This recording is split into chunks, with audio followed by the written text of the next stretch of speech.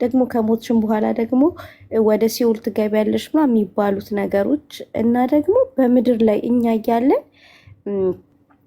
ምንድነው በክርስትናና በእስልምና በጣም ሰዎች ብዙ ፋይት ያንተ ነው ትክክል የኔ ነው ትክክል እየተባባለ በጣም ብዙ ሰው ፋይት ያደርጋልና ይሄንን ራሱ ቁጭ ብሎ መስማቱ ፈጣሪ እኔ አንድ ፈጣሪ እንዳለ ነው ማምነው። በክርስትና በእስልምና አንድ ፈጣሪ እንዳለ ነው ማምነው። አሁን ላይ ማለት ስላሴ አታምኝም ማለት ነው? አላምንም። እኔ አላምንም። የማይገባኝ ታሪክ ቢኖር መንፈስ ቅዱስ አብ ወልድ ምናምን ካልኩ ሶስት አምላክ እንዳለና ብዬ ስለማስብ አላምንም። ይሄ ስላሴ የሚባለው ነገር አላምንም። እና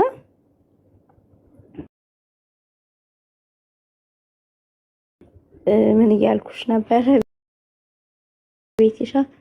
እና ይሄ ከሞት በኋላ ራሱ ያለው ነገር ትክክል ነው ብላችሁ ታምናላችሁ? እኛ ሙስሊም ትክክል ነው ክርስቲያን ትክክል ነው ምናምን ብለን በጣም በቃ እንከራከራለን፣ ምናምን እንጨቃጨቃለን።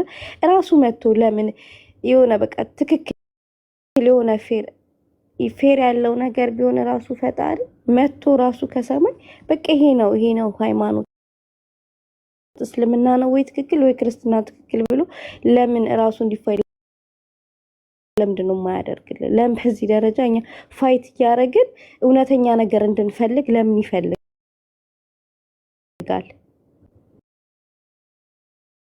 ለምን በቃ ለምን እንድንፈልገው ይፈልጋል? ለምን እሱ እውነቱን ነግሮ ከዛ የመረጠው ይምረጠው ያልመረጠው አይምረጠው።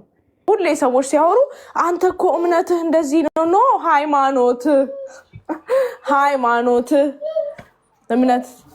እምነት ውስጣችን ያለ ነው። ሃይማኖት የሚዳሰስ የሚነካ ነው። ግን ይሄ ሁሉ ለምንድን ነው የሚሆነው ላልሽው እኔም ይሄን ጥያቄ ጠይቄ ነበርና በነፃ ህይወታችን ሩሃችን ነፍሳችን በነፃ ተሰጠችን አይደለ? ያቺን በነፃ የተሰጠችን ነገር እንዴት ነው አስቀጥለን ነው ወደ ቃል ተገባልን ስፍራ የምንሄደው ነው? ቻሌንጅ ባይኖር ኖሮ ህይወት ይሰለችሻል። ሆነስሊ ልንገርሽ፣ ቻሌንጅ ባይኖር ይሄ ሁሉ መከራ ባይኖር ፕሮባብሊ አሁን ላይ የሆኑ የማይሆኑ ነገሮች እያደረግን ነበር። ቢካዝ there's nothing የምንለፋው ነገር የለም፣ ምን ጠይቀው ነገር የለም። እንዳልሽውም እግዚአብሔር እኔ ነኝ ብሎን የሚያምን ይመን የማያምን ይመን ላልሽው it doesn't work like that። ሰው ሲታመም እኛ በእስልምና ለበጎ ነው አላህ ይቅር ሊለው ነው እስከዛሬ ላጠፋው ጥፋት ብለን ነው። ኢቭን መታመምን ታመሽ መሰቃየት ራሱ እንደ ጥሩ ልትወስጂው ትችያለሽ።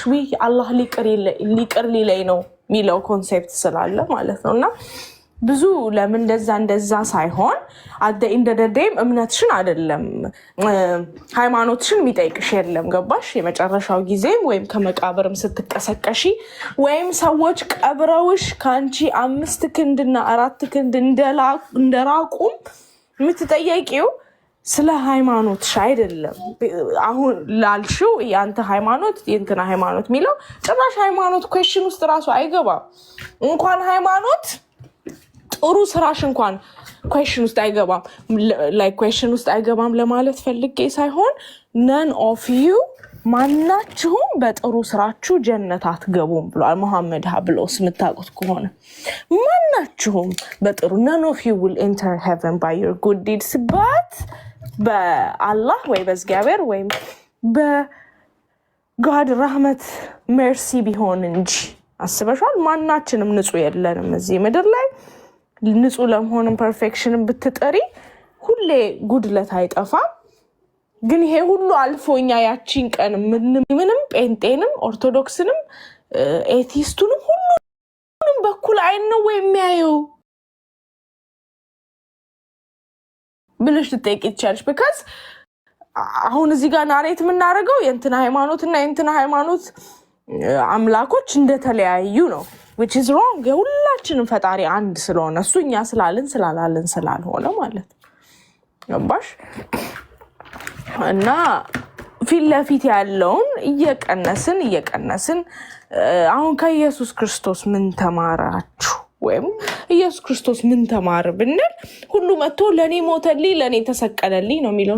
ኖ ቢሞትልም ቢሰቀልልም ምንም የምታመጣው ነገር የለም። ከኢየሱስ ክርስቶስ አንድ የምትማረው ትምህርት ምንድነው? ባልንጀራህን እንደ ራስህ ውደድ። ለባልንጀራህ ለራስህ የምትመኘው ለባልንጀራህ ተመኝ ነው። በቃ ኢየሱስ ክርስቶስ ትምህርት ወይ ሙሉ ወንጌሉ ማለት ነው። ከዚህ አያልፍም። ባልንጀራህን እንደ ራስህ ውደድ። ዳሴት ጂሰስ የመጣው ይቺን ሊያስተምር ነው። ባይዘዌ ዲስ ኤንድ ዲስ። ከዛ ሰው ልጅ መጣ ጠየቀው፣ ኦ ጉድ ማስተር ዋት ሻል አይ ዱ ቱ ኢንተር ሄቨን አለው። ምን ላርግ አንተ ጥሩ ጌታ ገነት እንድገባ ስለው፣ ለምንድን ነው እኔን ጥሩ ጌታ የምትለኝ? ዋይ አር ዩ ኮሊንግ ሚ ዘ ጉድ ማስተር? ኦንሊ ሂም ኢዝ ዘ ጉድ ማስተር ነው ያለው። አላህን እግዚአብሔርን ማለት ነው። ስለዚህ ይሄን ሁሉ ውዥብር እንተውና ሀ ብለን እንጀምራለን። ሀ ብለን እንጠይቃለን። እንዳልኩሽ ነው 3000 ሃይማኖት አለ። መጽሐፍ ቅዱስን ብቻ ይዞ 500 በላይ ሃይማኖት አለ።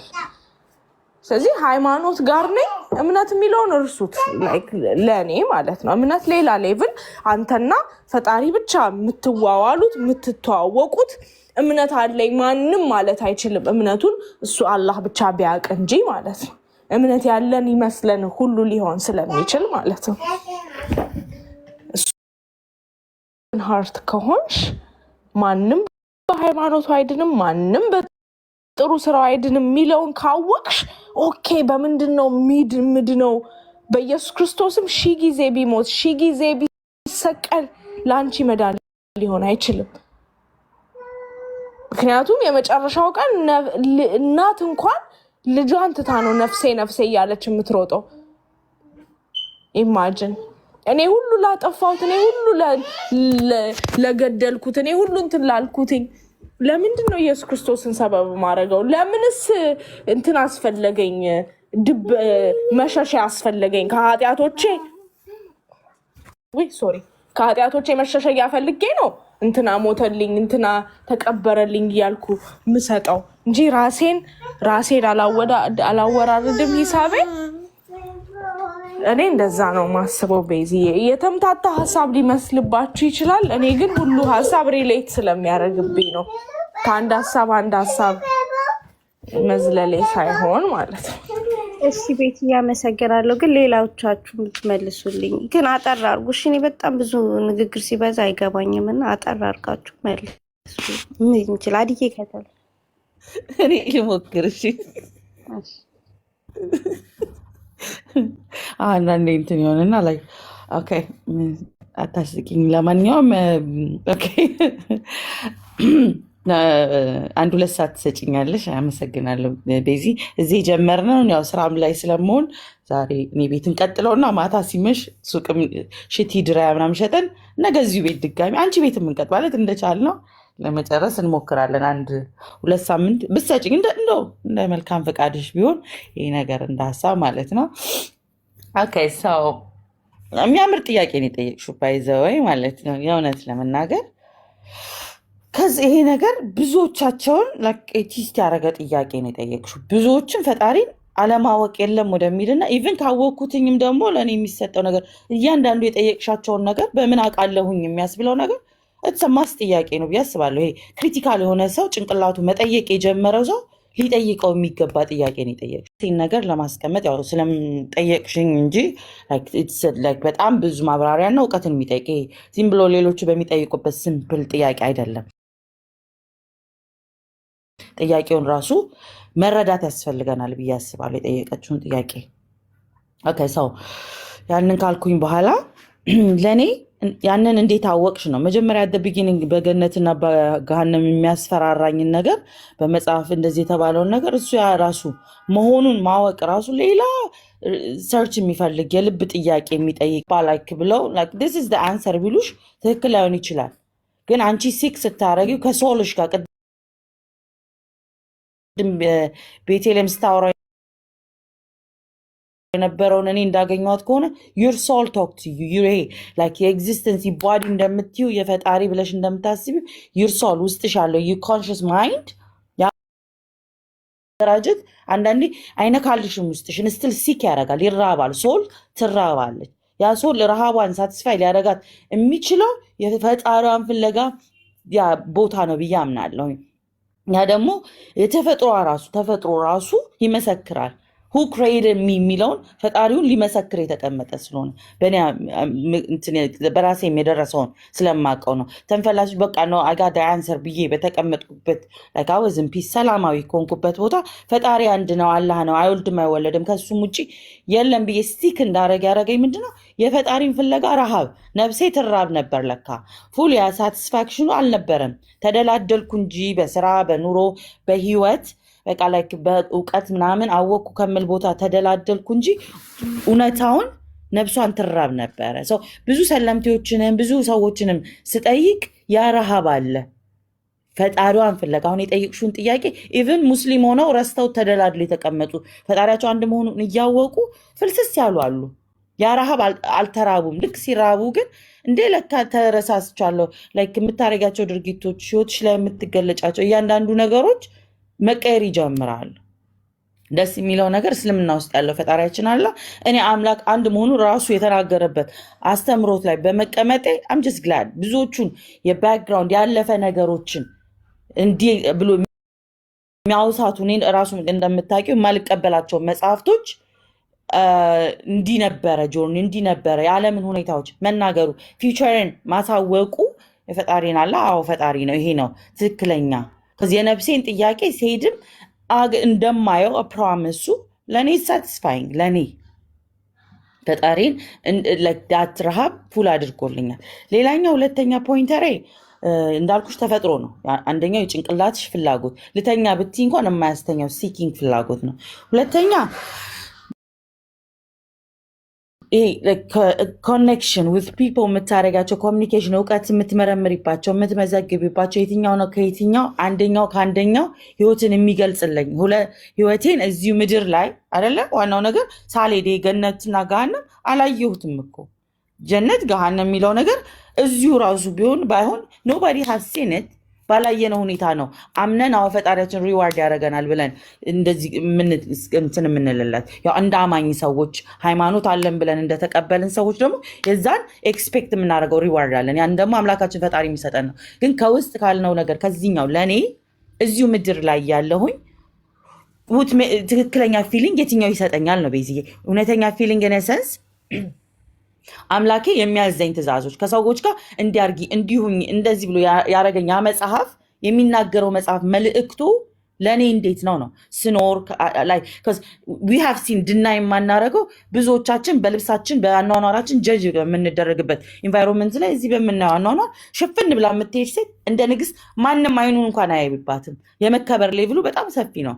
እንደ ሂጃብ ያለች ሴት ብዙም አውቀው ራሳቸውን ለጥፈን ቦዲ ሼፖራችን አርገን ይሁልኝ ብለን ጡት ክራክ የጡት መሃል ምናምን አርገን ይሁን ከምንለው ቦርጭ ቢሰፋ በሰርጀሪ ቢመጠጥ እስል ጀጅመንት ከማያቆመው ኢንቫይሮንመንት አይነ ቢለጠጥ ጸጉር ሂማኔር ቢቀጠል 50 ጊዜ ቢሰፋ እስል ጀጅ በማይደረግበት ኢንቫይሮንመንት ፈጣሪያችን አለ ማዘዙ ይሄንን አለባበስ ራሱ የፈጣሪ ትእዛዝ መሆኑ ሳያንስ ኖርማሊ አይተሽ የትኛዋ ሴት ናት ማንም ሳይነካት ተከብራ ገብታ የምትገባው? ስለዚህ እዚህ ምድር ላይ ያለው እንደ ላይፍ ስታይል እንዲህ 3D ዳይሜንሽን ላይ የምናየው የእስልምና አንድ ቦነስ አፕ፣ ሁለተኛ እንደ ክብር ነው አይደለ?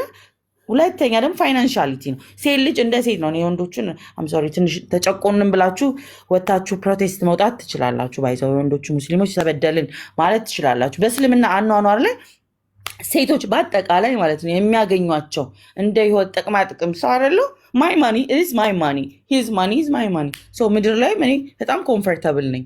በጣም ምቾት አለው እስልምና ላይ የሚሰጠኝ ምቾት አለ።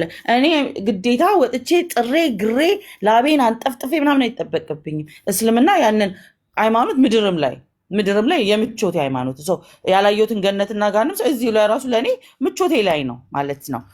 ልጆቼን አስተዳደግ ላይ ብፈልግ ማለት ነው ብፈልግ ጡቴን እያጠባው ራሴ ተፈጥሮ ፈጣሪ ለሰጠኝ ፕሮሰስ አድርጎ አምጬ ልጄ ለማጠባው ልክ የጋራ ልጃችን እንደወለድኩት ሁላ ኢቨን ማለት ነው ቤቴ ተቀምጫለሁ ስራ አሁን እየሰራው አይደለም ስትይ ነው እዛው በቃ ከነላብሽ ጥረሽ ግረሽ ፈጣሪን እንደው ይቀመጥልኝ ሀጅሩ በሰማይ ብላ ካላስብ በምንድን ምክፈለኝ ወልጄ ጡት አጥብቼ የምጨርስበትን ጊዜ ባለ አይደለ ሰርተ የምታመጣው ለቤት ለምናም ሲሆን ለፖኬት መኒ ለማጠባበት ብትይ ማይክ ራስ ወዳድ ለሆነ ራስ ምቾት ለሚባለው በጣም ምቹ ሃይማኖት ነው።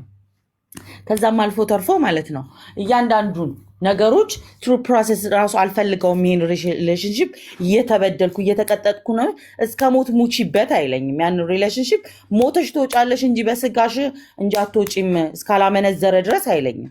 በቃ በዳዬ ነው፣ ጨቋኜ ነው፣ ሰክሮ ጠጥቶ ሌላ ከሃይማኖቶች ውስጥ ውጪ ሌላ ከፍሮ እኔ ከሱ ጋር መኖር አልፈልግም ብል እስልምና አያስገድደኝም። 3 ወር ያንን እርጉዝ በሆን ተጠብቄ ነፃ አወጣለሁ፣ እለቀቃለሁ።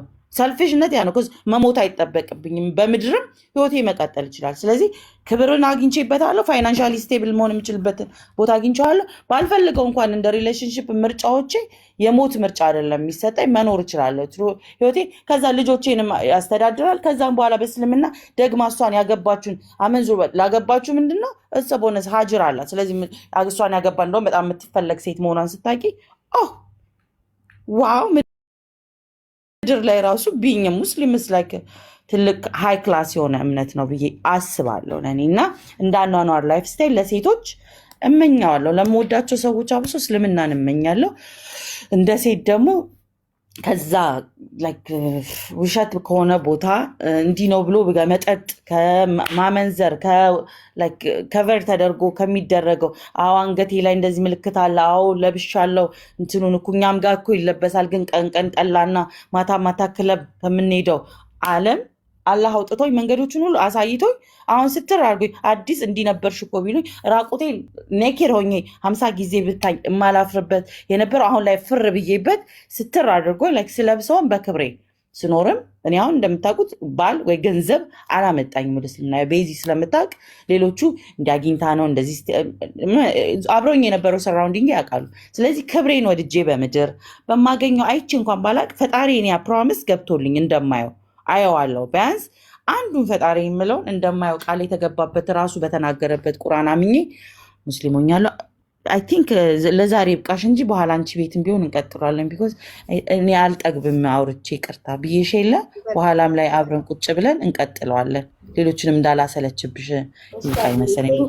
አመሰግናለሁ። ቴንክ ዩ። ሌላ ሰው የሚቀጥል ይመስላል።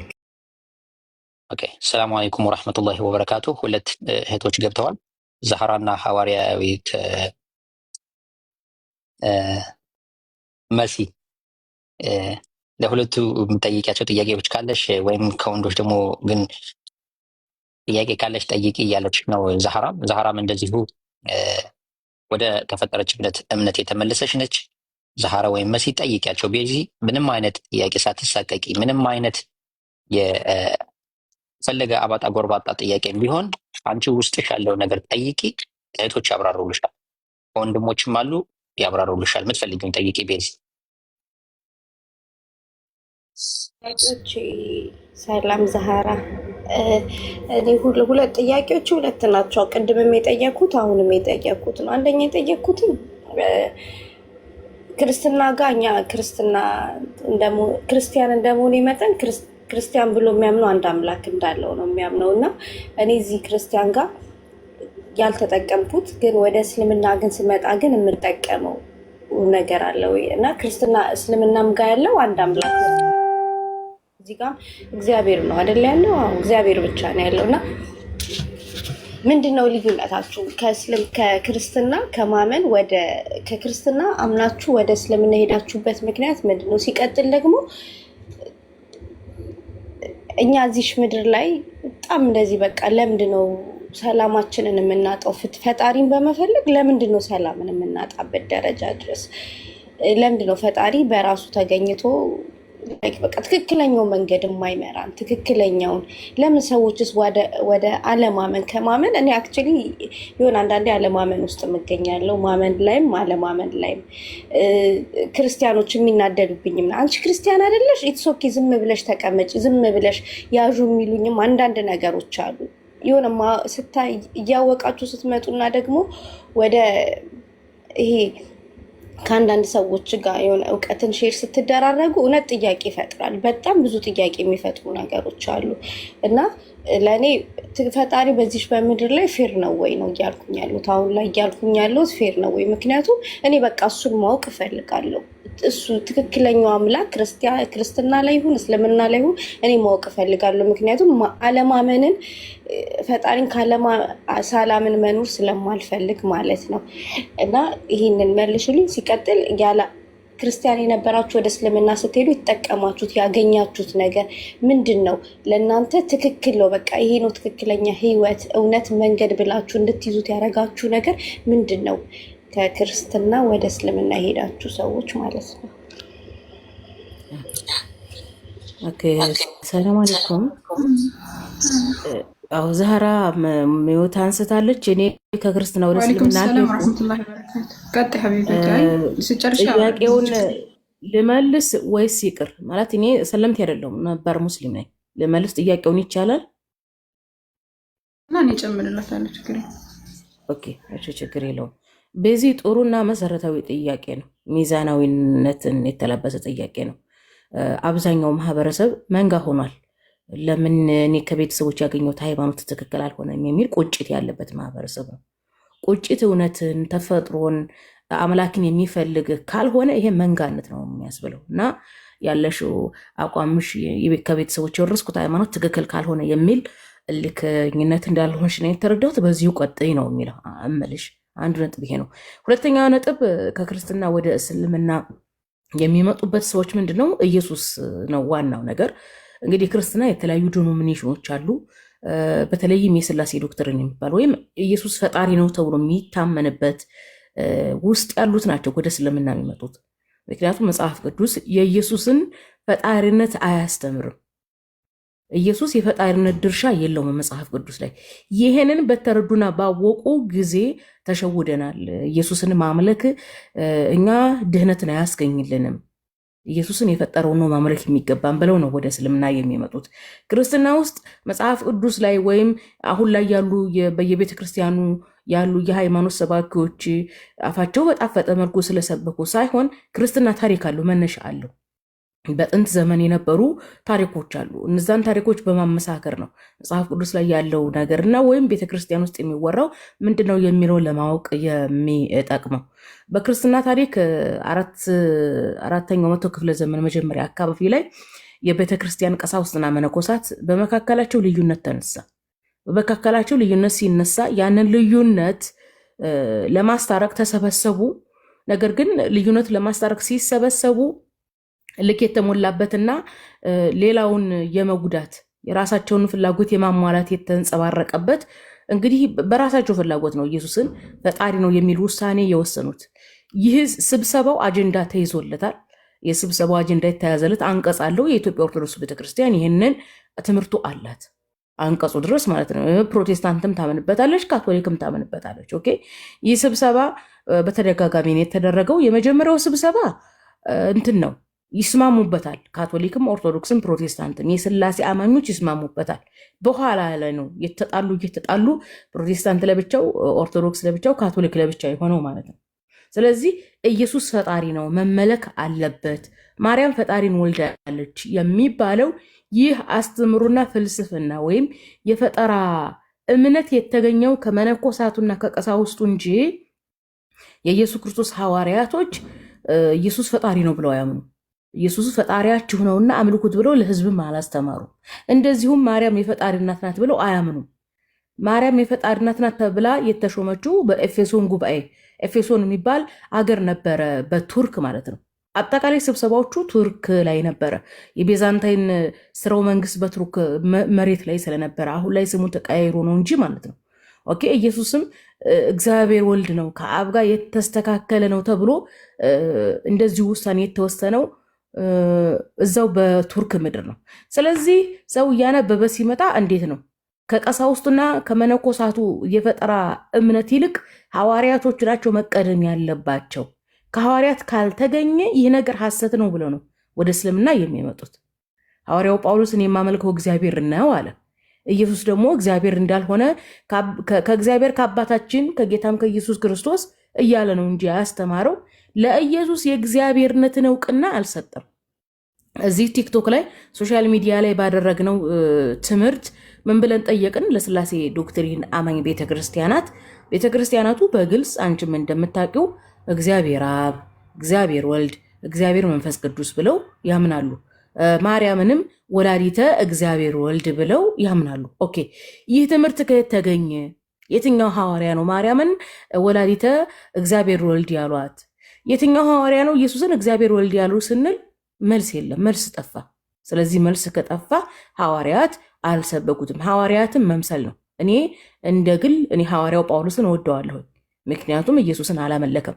ለዚህም ነው አምላካችን አላሁ ሱብሃነሁ ወተዓላ በመጨረሻ ነቢያችን ሙሐመድን አለይሂ ሰላቱ ወሰላምን ህዝብ እንዲድን የላካቸው የምንለው።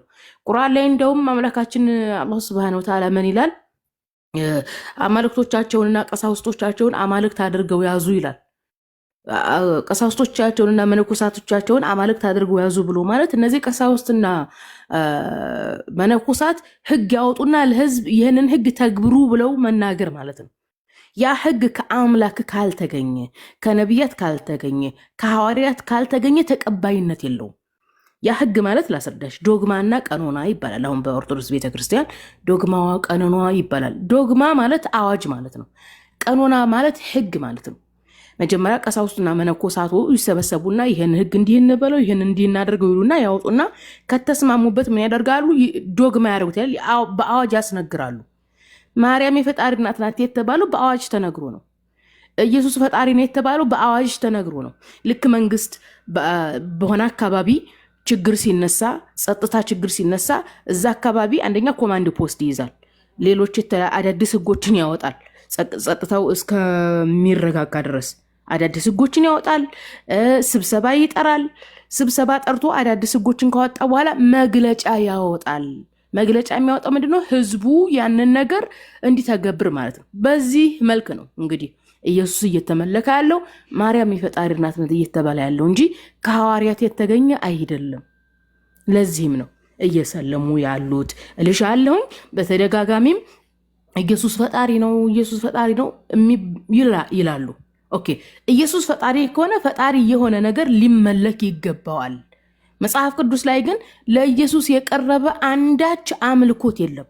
የአምልኮ መስፈርቶች አሉ። ለምሳሌ አምልኮ ራሱ አንድ መስዋዕት አለ። እግዚአብሔር ጸሎቴን ይሰማኛል፣ ጸሎት ማቅረብ አለ፣ ስግደት አለ፣ ጾም አለ፣ ጸሎት አለ፣ ውዳሴ አለ። እነዚህ ነገሮች ለእግዚአብሔር ነው የቀረቡት እንጂ ለኢየሱስ አልቀረቡም። እንዲህ ይላል፣ እግዚአብሔር ጸሎቴን ሰማኝ ተብሏል። እግዚአብሔርን አምልኩት ተብሎ ተጽፏል። ለእግዚአብሔር ዘምሩ ተብሎ ተጽፏል። እግዚአብሔርን አወድሱት ተብሎ ተጽፏል። ያኔ ጾም ለእግዚአብሔር እንደሚቀርብ ተቀምጧል። ኦኬ፣ እግዚአብሔርም ጸሎትን እንደሚሰማ ተቀምጧል። ነገር ግን ለኢየሱስ ዘምሩ የሚል የለም። ኢየሱስ ጸሎት ይሰማል የሚል የለም። ኢየሱስን አወድሱት የሚል የለም። ኢየሱስን አምልኩት የሚል የለም። እንደዚህ ከሌለ እንዱ በደረቁ ነው ወይ አምላክ አምላክ የሚባለው ነው ጥያቄያችን። ስለዚህ መጽሐፍ ቅዱሱ በደንብ መነበብ አለበት። መጽሐፍ ቅዱስ ደግሞ የሚገርም መጽሐፍ ነው። ነገር ሰውንና ፈጣሪን እንድትለይ የቃላት አጠቃቀሞቹ ራሱ ስማርት ናቸው። አሁን 5 አይነት መጠሪያዎች አሉ። ደግመሽ መጽሐፍ ቅዱስን ማንበብ ከፈለግሽ እንዲረዳሽ ነው የምነግርሽ። የመጨረሻ ንግግሬ ነው። አብ፣ እግዚአብሔር፣ ፈጣሪ፣ ጌታ፣ አምላክ የሚሉ እነዚህ 5 ቃላቶች አሉ። ከነዚህ 5 ቃላቶች መካከል አብ ከአብ ውጭ ማንም አብ አልተባለም። ከአብ ውጭ ማንም እግዚአብሔር አልተባለም። ከአብ ውጭ ማንም ፈጣሪ አልተባለም። ነገር ግን አብም ራሱ ፈጣሪ ማለት ነው። ፈጣሪ ራሱ መላእክት፣ ነቢያት፣ ሰዎች ራሱ አንድ ወንድ አንድ ግለሰብ ራሱ ጌታ ተብሏል። ሰይጣን አምላክ ተብሏል። መላእክትም አምላክ ተብሏል። አምላክም አምላክ ተብሏል። ሰውም አምላክ ተብሏል። እንዲህ ሰውም ሰይጣኑም መልአኩም አምላክ ከተባለ ሰውም ሰይጣኑም ነብዩም ጌታ ከተባለ እንዴት ነው አምላክና ጌታ የሚለው ነው ላይ ያለው የሚል ድንግርግርነት እንዳይመጣብሽ መጽሐፍ ቅዱስ ስማርት መጽሐፍ ከመሆኑ የተነሳ ለፈጣሪ እግዚአብሔር የሚል ስያሜ ሰጥቷል። ከእግዚአብሔር የሚለው ስያሜ ከአብ ውጭ ማንም አልተሰየመም። ኢየሱስ እግዚአብሔር አልተባለም። ኢየሱስ አብ አልተባለም። ኢየሱስ ፈጣሪ አልተባለም። አንዱ ነጥብ ይሄ ነው። መጽሐፍ ቅዱስ ላይ የወረቀቱ መጽሐፍ ቅዱስ ስታነቢ በቶፒክ ተነጥልጥሉ ርዕስ ይሰጠዋል። ርዕሱ ስለምን እንደሚያወራ ያስረዳሻል። አሁን ትልቁ ችግር የሥላሴ ዶክትሪን አማኞች እየተቸገሩ ያሉት ወይም ቤተክርስቲያናቶቹ ራሱ ተሸውደው የኖሩት ለምንድን ነው?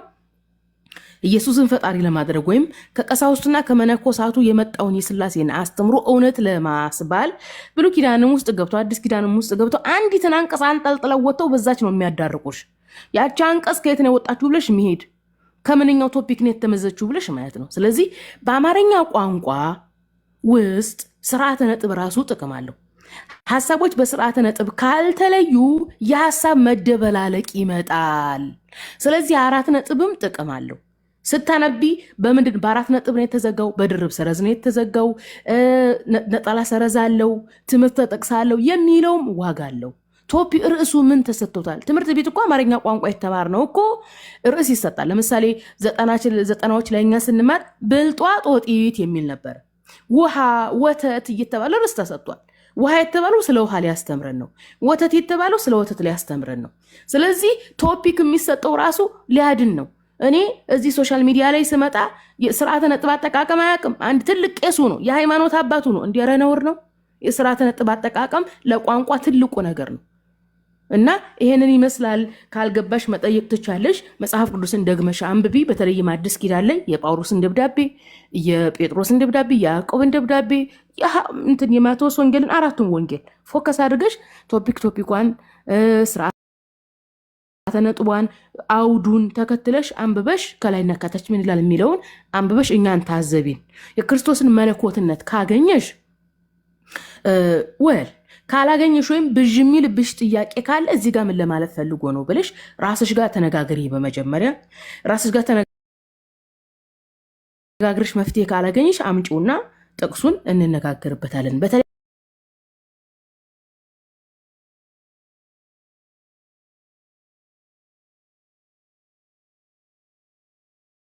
ይህን ይመስላል። አስረዘምኩኝ። ሲረዝም ጥሩ አይደለም፣ ሰው ይሰለቻል። ቀጥሉ። ጀዛኪላ ኸይረን መሲ፣ እናመሰግናለን። ቤዚ አታብዙብኝ እያልሽ ነው። ዛህራ እንግዲህ እሷ ከሌላ እምነት ነው ወደ እስልምና የመጣችው። እሷ የተወሰነ ትናገር በጥያቄሽ ላይ በተለይ በጣም ወሳኝ ነገር ላንቺ ደስ ይላል ያብራራችበት የሄደችበት መንገድ። አሁን ሰሞኑን ስጠይቀው የነበረውን ነገር እና ራሴም እያልኳቸው ነበረ። በቃ ኢየሱስ ለፈጣሪ እየጸለየለት 40 ቀን እየጾመ እየጸለየ ነበርና ብዬ በጣም ጥያቄ እየፈጠረብኝ እየተናገርኩኝ ነበርና እሷም ነገረችኝና መስዬ በጣም ነው የማመሰግነው። ቴንኪዩ ዛህራ፣ ትቀጥል። ቴንኪዩ መሲሽ ማለት አይደለም ውዴ የረሳሁት። ለምሳሌ ይቅርታ ግን መጽሐፍ ቅዱስ ላይ እግዚአብሔር ምን ይላል መሰለሽ? እግዚአብሔር ስለወደደን አንድያ ልጁን ሰጠን ይላል አይደለም? እግዚአብሔር አንድያ ልጁን የሰጠን እንድንሰማው ነው። ልብ በይ፣ እንድንሰማው ነው። ምንድነው የምንሰማው? ኢየሱስ ሰባኪ ነው፣ መምህር ነው። መምህር የሚሰብከውና የሚያስተምረውን እናዳምጣለን። ኦኬ፣ እንጂ እንድናመልከው አይደለም።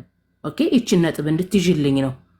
ሌላ ምንድን ነበር? እና ደግሞ ንስሐ ሊያስገባን ነው። ለምሳሌ ስለ አዜብ የተናገረው ኢየሱስ ክርስቶስ ስለ አዜብና ስለ ዮናስ ህዝቦች የተናገረው አለ። እሱንም ለማየት ሞክሪ።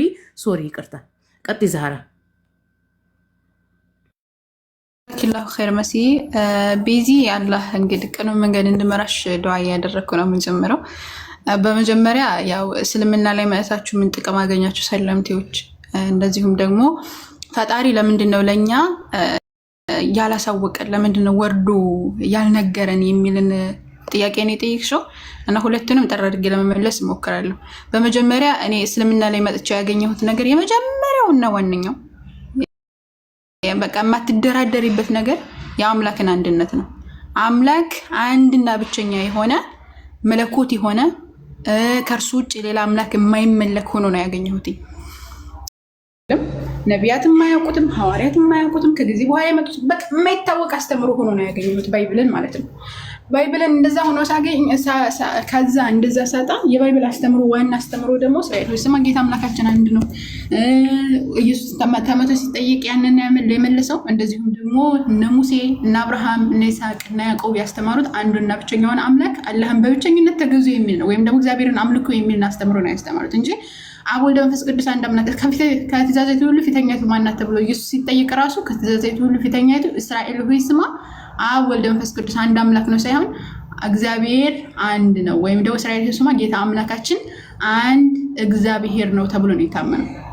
ስለዚህ ይሄንን አስተምሮ ሐዋርያት እና ነቢያት ካላስተማሩ ታዲያ ማን አስተማሩ የሚልን ሐሳቤ ጥርጣሬ ውስጥ እንዲገባ አደረገኝ። ከዛ በኋላ ቁርአን ላይ መጥቼ ሳነብ ደግሞ አንዱና ብቸኛውን አምላክ ኢላሁኩም ኢላሁን ዋሂድ አምላካቸው አንድ አምላክ ብቻ ነው የሚል ነቢያት አስተምሯል። ለምሳሌ በምዕራፍ 21 ከቁጥር 25 ላይ ከአንተ በፊት እነሆ ከኔ ሌላ አምላክ የለምና አምልኩኝ በማለት ወደ እርሱ የምናወርድልን ቢሆን እንጂ ከመልእክተኛ እንድንማለክ ነው ማለት። መልእክተኞች በአጠቃላይ ሲመጡ ሁላቸው ከኔ በቀር ሌላ አምላክ የለም የሚልን አስተምሮ ነው የሰበኩት እንጂ ስላሴ ምናምን የሚባል ነገር የለም። ሲቀጥል ደግሞ ስላሴን ተቃውሞታን ቁርአን አማልክት ሶስት ናቸው አትበሉ ተከልከሉ፣ ለእናንተ የተሻለ ይሆናል፣ አምላካቸው አንድ አምላክ ብቻ ነው እያለ አምላካችን አላህ ሱብሓነሁ ወተዓላ ይናገራል። ነቢያቶች ሁሉ ሲያስተምሩ የነበረው ይህን እንደነበረ አምላካችን አላህ አዘ ወጀል በጣም በግልጽ አድርጎ አስቀምጧል ማለት ነው። ለምሳሌ በምዕራፍ 20 ቁጥር 32 ላይ በውስጣቸው ከእነርሱ ለሆነ መልእክተኛ አላህን አምልኩ ከእርሱ በቀር ሌላ አምላክ የላችሁም ማለኩም ሚን ኢላሂን ገይሩ ከእርሱ ውጭ ሌላ አምላክ የላችሁም የሚል አስተምሮ ነው የሰበኩት ብሎ አምላካችን አላህ ሱብሓነሁ ወተዓላ ነግሮናል። ሌላም እነ ኑህ እነ ይስሐቅ እነ ያዕቆብ እነ አብርሃም ሁላቸውም ሲሰብኩ ማለኩም ሚን ኢላሂን ገይሩ ከእርሱ ውጭ ሌላ አምላክ የላችሁም የሚልን አስተምሮ ሰብከዋን የሚልን አስተምሮ ቁርአን ላይ ያገኘው። ስለዚህ ቁርአንን አስተምሮ ስትመለከቱ እነዚህም በቃ ዋና አስተምሮ ታገኛለች። ለምሳሌ ሱረቱል ኢኽላስ ላይ በል ይላል አምላካችን በል እርሱ አላህ አንድ ነው አለ። አላህ አንድና ብቸኛ ነው። ግልጽ ነው። በል እርሱ አላህ አንድ ነው። አላህ ማነው? በል እርሱ አላህ አንድ ነው ካለ በኋላ ቁል ሁወላሁ አላሁ ሰመድ አላህ የሁሉ መጠጊያ ነው። አላህ የሁሉ መጠጊያ ነው። ፍጡራታት በአጠቃላይ ወደ እርሱ ነው የሚጠጉ። አላሁ ሰመድ ያኔ ወደ እርሱ የሚጠጉ ናቸው ፍጡራታት በአጠቃላይ። ለም የሊድ አለ አልወለደም። ይሄ ወለደ ልጁ ምናምን የሚባል ነገር ለአምላክ የሚገባው አይደለም። አንድና ብቸኛ ነው። የሚወለድ አይደለም ማለት ገዛ። ከዛ በኋላ ለም የሊድ ወለም ይውለድ አለ አልተወለደም። እርሱ ወይ አልተወለደም እሱም አልወለደም። ወለም የኩን ለሁ ኩፉወን አሐድ እርሱም የሚመስል አንድ ቢጤ አምሳያ የሌለው አንድና ብቸኛ አምላክ ነው ብሎ ሰበከኝ። ቁርአንን ተቀበልኩት ማለት ነው። እና ስላሴ የሚለው አስተምሮ ቅድም አንቺ ክርስትና ምናምን እያልሽ ነበር እና ክርስትና የሚለው አስተምሮ ባይብል ላይ የለም በጣም በሚያሳዝን ሁኔታ። እስልምና ግን እስልምና ሰብኳል። ነቢያቶች ሁሉ የሰበኩት እስልምና እንደሆነ ቁርአን ያስተምራል በጣም ብዙ ቦታዎች ላይ። ለምሳሌ አምላካችን አላህ እንደ ተቀለስ ሲጠቀስልሽ አላህ አዘ ወጀል በምዕራፍ 3 ቁጥር 13 ላይ ሱረቱል አሊምራን ኢነ ዲነ ዐንደላሂ አልኢስላም ይላል። አላህ ዘንድ የተወደደ ሃይማኖት እስላም ብቻ ነው ይላል። ከዛው ቀጥሎ ከ85ኛው አንቀጽ ላይ ስትመለከቱ ወመን የብተጊ ገይረ አልኢስላም ዲነን ፈለን ይቅበለ ሚንሁ ወሁወ ፊል አኺረቲ ሚነል ኻሲሪን ከእስልምና ሃይማኖት ውጭ የሚፈልግ ሰው ከእርሱ ተቀባይነት የለውም፣ እርሱ በመጨረሻው ዓለም ከከሳሪዎቹ ነው እያለ ይናገራል። እዛው አላህ ሱብሓነሁ ወተዓላ ምዕራፍ 30 ቁጥር 30 ላይ ፈአቂም ወጅሀከ ሊዲኒ ሐኒፋ ፊጥረተላሂ አለቲ ፈጠረ ናስ ዐለይሃ ያኔ ወደ እውነት ተዘንባ የሆነ ፊትህን ለሃይማኖት ቀጥ አድርጋ ካለ በኋላ አላህ ሰዎችን የፈጠረበትን ሃይማኖት ያዛታል። ሰዎች በአጠቃላይ ሲፈጠሩ ለአንዱ አምላክ ታዛዥ ሆነው ነው የሚፈጠሩት። ካደጉ በኋላ ሰላት እንዲሰግዱ፣ ጾም እንዲጾሙ ምናምን ይታዘዛሉ።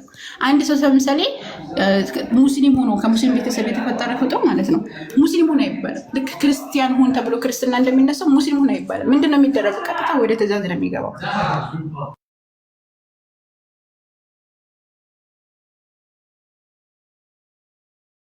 እንደዛ ነው። አሁን ምንድነው ታዲያ አሁን ምንድነው በጣም ብዙ ነገራቶችን መጥቀስ ይቻላል ስለተጠራሁ ነው። እና ለምንድነው ታዲያ አሁን እኛ አምላክ ወደዚህ ዓለም መጥቶ አሁን እንደዚህ ከሆነ እኔ ሄድኩበት አንዱና ብቸኛውን አምላክ ነው። ሌላ ብዙ ነገራቶች አሉ በነገራችን ላይ እስልምና ፊጥራ ነው። አሁን ሱረት ምዕራፍ 30 ቁጥር 30 ሰው ልጅ የተፈጠረበት ፊጥራ ነው። በቃ እያንዳንዱ ህይወትሽን የሚያስተካክል በቃ ምንም ነገር ፈልጊ እስልምና ውስጥ ታገኛለሽ። ምንም ነገር ነው የምልሽ ምንም ነገር ከጥርስ መፋቅ ሊሆን ይችላል። ሽንት ቤት እንዴት አድርገሽ ጫማሽን እንደምትለብሺ እስልምና ያስተምራል። እንዴት አድርገሽ ጥርስሽን እንደምትፍቂ እስልምና ያስተምራል። እያንዳንዷን ዲቴል ገብቶ እስከ መለኮታዊ አስተምሮ ድረስ ስለ አንዱ አምላክ ስላለው እሳቤ ድረስ ዲቴል በቃ እያንዳንዱ ንጥርጥር አድርጎ ነው የሚያስተምረው። ነቢያቶች ያስተማሩትን አስተምሮ ምን እንደሆነ መሲሁ ያስተማረው ጌታ አምላካችሁ በቃ አስተምሮ ምን እንደሆነ መሲሁ ምንድነው ያስተማረው? ለምሳሌ አንድ ጥቅስ ልጥቀስልሽ።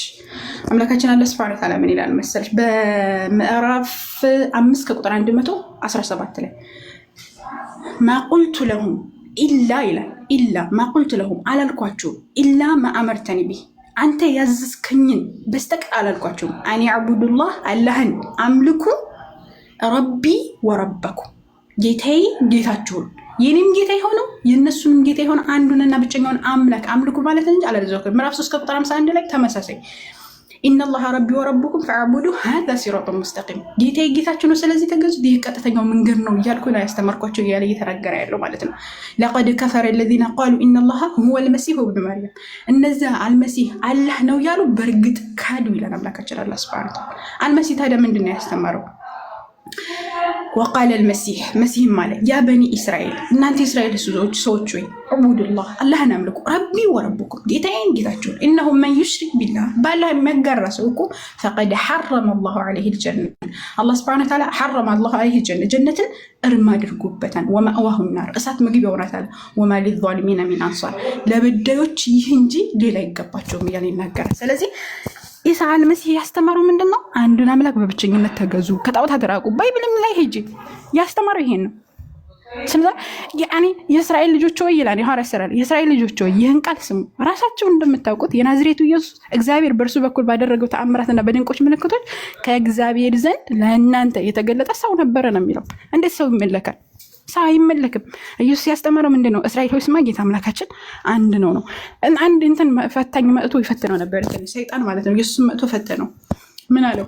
ወድቀህ ብትሰግድልኝ የምድርን ነገር ሁሉ እሰጥሃለሁ ብሎ ሲፈትነው ምንድን ነው? ለጌታ ለአምላክህ ስገድ፣ እርሱን ብቻ አምልክ ተብሎ ተጽፏል ነው ብሎ የነገረው። እርሱን ብቻ አንዱንና ብቸኛውን አምላክ አምልክ እያለ ነቢያት እያዘዙ እኔ ለምንድን ነው 3 አካላቶችን የማመልከው? እና 3 አካላቶች እንድመለኩ ባይብልም ሆነ ቁርአን አያዝም። ታዲያ አሁን ቁርአን ከነቢ መሐመድ ሰለላሁ ዐለይሂ ወሰለም በኋላ አይደለም የመጣው። ቁርአን ማነው እንትን የእስልምና አስተምህሮቶች ቀደምት የነበረ ነው። ከአዳም ጀምሮ የነበረ ሃይማኖት ነው። የሰው ልጅ የተፈጠረበት ሃይማኖት፣ ነቢያት ሁሉ የሰበኩት ሃይማኖት ነው። ከጊዜ በኋላ የመጣ አይደለም። ቅድም መሲ እየነገረችሽ ነበር። ክርስትና የተመሰረተው ኢየሱስ ካረገ ከ100 ምናምን ዓመት በኋላ ነው።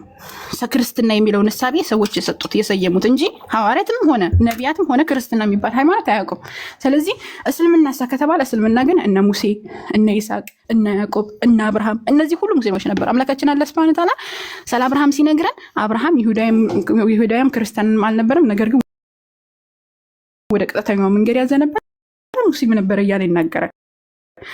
ስለ ኢሳ ሲናገር ወደ ሐዋርያትን በእኔና በመልእክተኛ እመኑ ብዬ ባዘዝኩ ጊዜ አመንን፣ እኛ ሙስሊሞች መሆናችንን መስከራሉ እያለ ይናገራል።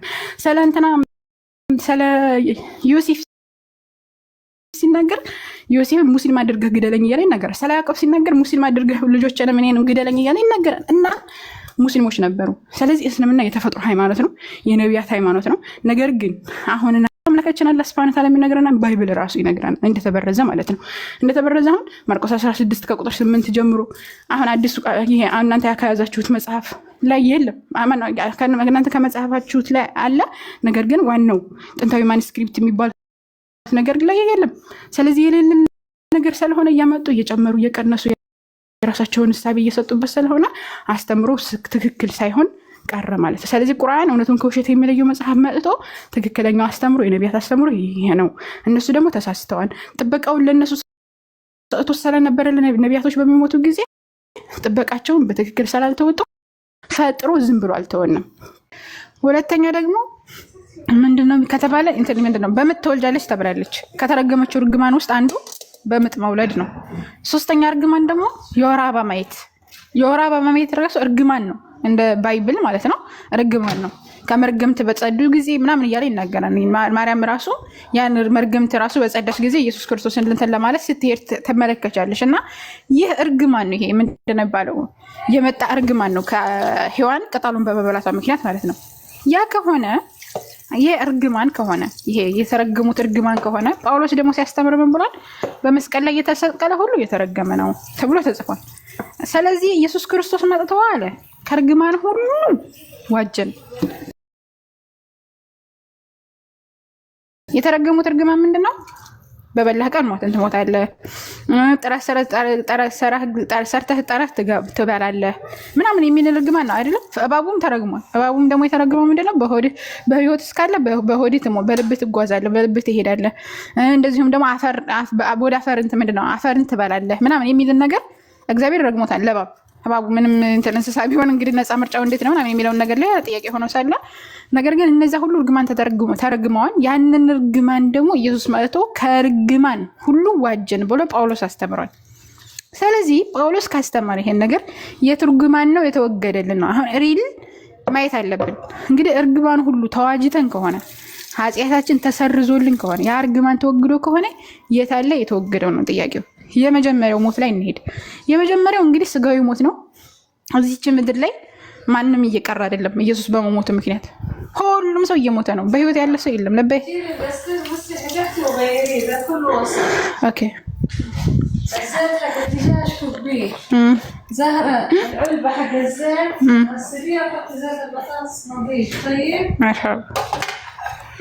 እና ምንድነው አሁን የመጀመሪያው ስጋዊ ሞት ነው። ስጋዊ ሞት እየተወገደልን አይደለም። አሁንም ድረስ የማይሞት አለ የለም።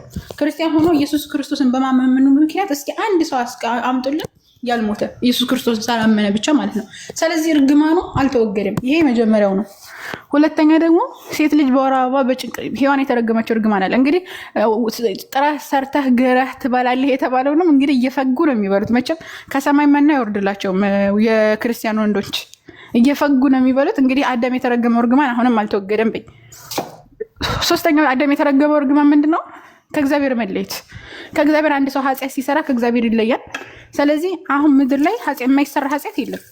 ከትልቅ እስከ ትንሽ በፊት ያልተሰራ ኃጢአት ከአዳም እንግዲህ አዳም እግዚአብሔር አትብላ ያለውን ቅጠል ነው የበላው። አሁን ግን እግዚአብሔር አትስሩ ያለውን ማንኛውም ኃጢአት ምድር ላይ ወንድ ይሰራል። ግልጽ ነው። ስለዚህ ከእግዚአብሔር የአንድ ሰው ኃጢአት ሲሰራ ከእግዚአብሔር የሚለይ ከሆነ ያን ሞትም አሁንም እየሞተ ነው። ገብታችኋል? የኃጢአት ሞት የሚባለውን ነገር ማለት ነው። የአንድ ሰው ኃጢአት ስትሰራ እርሷን ትሞታለች ነፍስ ከተባለ ያን ሞት ኢየሱስ በመሞቱ ምክንያት የቀረ ምንም ነገር የለም። አሁን ሰው ኃጢአት የማይሰራ የለም። ሁሉም ሰው ይሰራል ኃጢአት። ገብታችኋል? ስለዚህ ኢየሱስ በመሞቱ ይሄ ኃጢአት አልተወገደም። በይ ሶስተኛ ሞት የገሃነም ሞት ነው። የገሃነም ሞት ወደ ሔዋን ኃጢአት እንመጣለን። ተወግዶ አልተወገደም ኢየሱስ የሚለውን ነገር ማለት ነው። ሶስተኛ ሞት ምንድነው? የገሃነም ሞት ነው። ኢየሱስ ሲያስተምር ምን ብሎ ነው ያስተማረው? መንግስተ ሰማያት ቀርባለችና ንስሐ ግቡ በወንጌል እመኑ ምናምን እያለ ካስተማረ በኋላ ማለት ነው አንድ ሰው ወንድሙን ጨርቃም ብሎ ከተሳደበ ራሱ የገሃነም እሳት ፍርድ ይገባዋል። የገሃነም እሳት ግድ ነው ይገባዋል። አሁን እንኳን መሳደብ ተይው። አሁን የማይሰራ ኃጢአት የለ አለ ምድር ላይ ብዙ ኃጢአቶች ይሰራ። አንድ ሰው ኃጢአት ከሰራ ገሃነም ይገባናል። ኢየሱስን ሰላመንሽ ብቻ ከገሃነም አትድኝም። ስለዚህ ኢየሱስ ሰላሞተ ሳይሆን ከገሃነም የምትድኙ ካልተሳደብሽ፣ ካልሰረቅሽ፣ ከመጥፎ ነገር ካልሰራሽ ከሆነ ኢየሱስ ክርስቶስ ሞቶ ከኃጢአት ሁሉ ዋጀን፣ ከእርግማን ሁሉ ዋጀን ብሎ ጳውሎስ ያስተማረው ትምህርት የቱ ጋ ነው የሰራው ነው ጥያቄው። ሶስተኛው ምንድነው? ይሄ ሔዋን የተረገመችው እርግማን። ፍቃድሽ ወደ ባልሽ ነው ተብላለች። ፍቃዱ ወደ ባሏ ነው። አሁንም ወንድ ነው የሚያስተዳድራት። በይ እሺ በጭንቅ ትወልጃለች ተብላለች። በጭንቅ የማይወልድ ክርስቲያን አለ? በኢየሱስ ሰላመነ ብቻ በጭንቅ የማይወልድ ክርስቲያን የለ። ሪል እኮ ነው የምናየው፣ እያየን ነው። ሲቀጥል ደግሞ የወር አበባ እርግማን ነው። የወር አበባ አሁን በእርግማን እየቀረላት አለ። ኢየሱስን ሰላመነች፣ በዛ በሔዋን ምክንያት ነው የመጣው ተብሎ ይታመናል። አሁን ተፈጥሮ ነው። የአላህ መልእክተኛ ዓለይሂ ሰላቱ ወሰላም ይሄ ተፈጥሮ ነው ብለው ነው ያስተማሩን። ይሄ ምንድነው የሚባለው? እርግማን በእኛ ተላለፈ የሚባለው አለዚ ኸለቀል መውተ ወልሐያተ ሊየብሉወኩም አየኩም አሕሰኑ ዐመላ ነው የሚለው አምላካችን አለ። ያ ሞትንና ህይወትን የፈጠረው አምላካችሁ አለ የትኛው ስራ ያማረ መሆኑን ሊፈትናችሁ ሞትና ህይወትን የፈጠረው ነው እያለን ነው የሚናገረው እንጂ ሞት በአዳም ምክንያት መጣ ብለን አናምን። አንድ ሰው ኃጢአት ሲሰራ ደግሞ አላህ ሱብሓነሁ ወተዓላ ያዘዘውን ነገር ተዳፈረ ነው እንጂ ምንለው ሞትም ሞታ አንልም።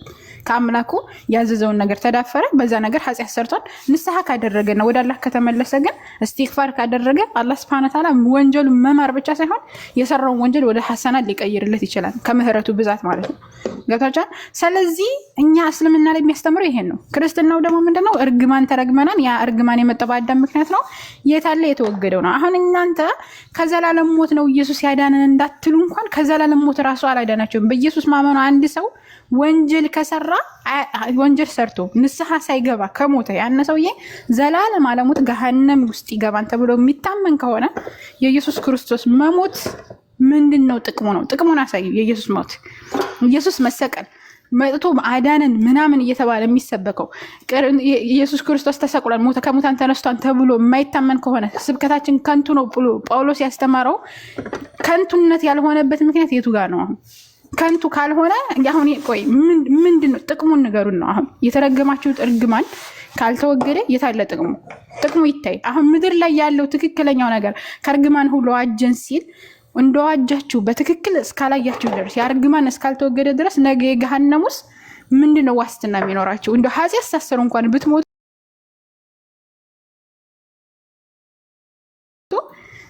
ነገ ዋስትና የሚኖራችሁ ነገር ምንድነው? ሲቀጥል ደግሞ ኢየሱስ ክርስቶስ ከርግማን ሁሉ ካልዋጃችሁ በአዳም ምክንያት የመጣው ነገር ሁሉንም አልተሰቀለበትም ማለት ነው። ስለዚህ ለአንዱን ትቶ ለአንዱ ነው የመጣው እያላችሁ ነው ክርስቲያኖች። ለምንድን ነው የመጣው ኢየሱስ? ሊሞት ከሁሉም ለኃጢአታችሁ ሊሞት ከሆነ እንደው ተውት። ዛሬ የምትሰሩትን ወንጀል እንኳን ተውት።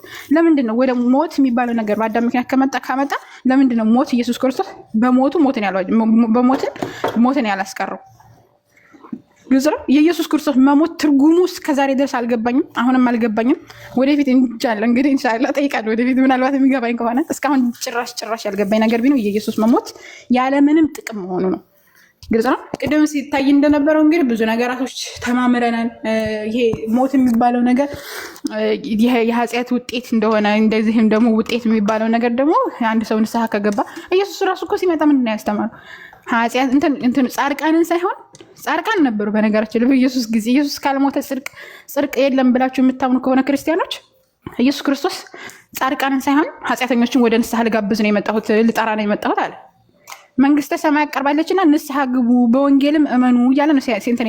ኢየሱስ እኮ ከመሞቱ በፊት እኮ ኃጢአታቸው የተሰረየላቸው እኮ ሰዎች ኃጢአትሽ ተሰረየልሻል ሲላት አልነበረ እንዴ? ኢየሱስ ደም ሳይፈስ ስርየት የለም የሚለው አስተምሮ ውሸት፣ ወላሂ ውሸት። ምክንያቱም ኢየሱስ ክርስቶስ በህይወት እያለ ራሱ እግዚአብሔር ኃጢአታቸውን ያሰረየላቸው በጣም ብዙ አካላቶች አሉ። ኃጢአታቸው ተሰረየላቸዋል ሂዱ እየተባሉ ማለት ነው። ስለዚህ የታለ ኢየሱስ ክርስቶስ አሁን ካልሞተ ኃጢአት ስርየት የለም የሚለው አስተምሮ ስህተት ነው። ብሉይ ኪዳን ላይ ራሱ አንድ ሰው ወደ አምላኩ ከተመለሰ ቅድም ሲያሳይሽ ነበር። ወደ አምላኩ ከተመለሰና ይቅርታ ከጠየቀ ኃጢአቱ ሁሉ ይዋጃል፣ ኃጢአት ሁሉ ይቅር ይባላል። አምላክ ይቅር ባይ አምላክ ነው። ገብቶሻል? እንትን ይሰጥሻል፣ የሆነ ፉርሳ ይሰጥሻል። ሰው ስለሆነ ተሳሳሽ ስለሆነ ነፃ ምርጫ ሰጥቶን ስለሆነ ፉርሳ ይሰጠናል። አምላክ ጨካኝ አይደለም። ገብቶሻል? እንትን ይሄ ቻንስ ይሰጥሻል ንስሐ እንድትገቢ ወደ አምላክ እንድትመለሽ። ነቢያት ራሱ የመጡት አንዱ ይሄ ነው፣ ንስሐ እንዲገቡ ሰዎች። ኢየሱስ ራሱ የመጣ አንዱ ምክንያት ኃጢአተኞችን ወደ ንስሐ ልጠራ ነው የመጣሁት ብሎ ነው ያስተማረው እንጂ የሞተ ተሰቀለ ምናምን የሚለው ነገር ስህተት የሆነ አስተምሮ ነው። ኢየሱስ ክርስቶስ ቢሞት ምንም የሚያስቀረው ነገር የለም፣ ትርጉም አልባ ነው። እስኪ ባይብልን አጥኑና ከባይብል አንጻር ሞት የሚባለው ነገር ምንድን ነው? እርግማን የሚባለው ነገር ምንድን ነው? የኢየሱስ ስቅለት እሺ ቢሰቀል ምንድን ነው ጥቅሙ ብላችሁ እስኪ ቸክ አድርጉ፣ አንብቡና ማለት ነው ክርስቲያኖች። ከዛ በኋላ እስኪ መልሱን ታገኛላችሁ። ገብቶሻን ያወራሁት እስካሁን ቤዝዬ?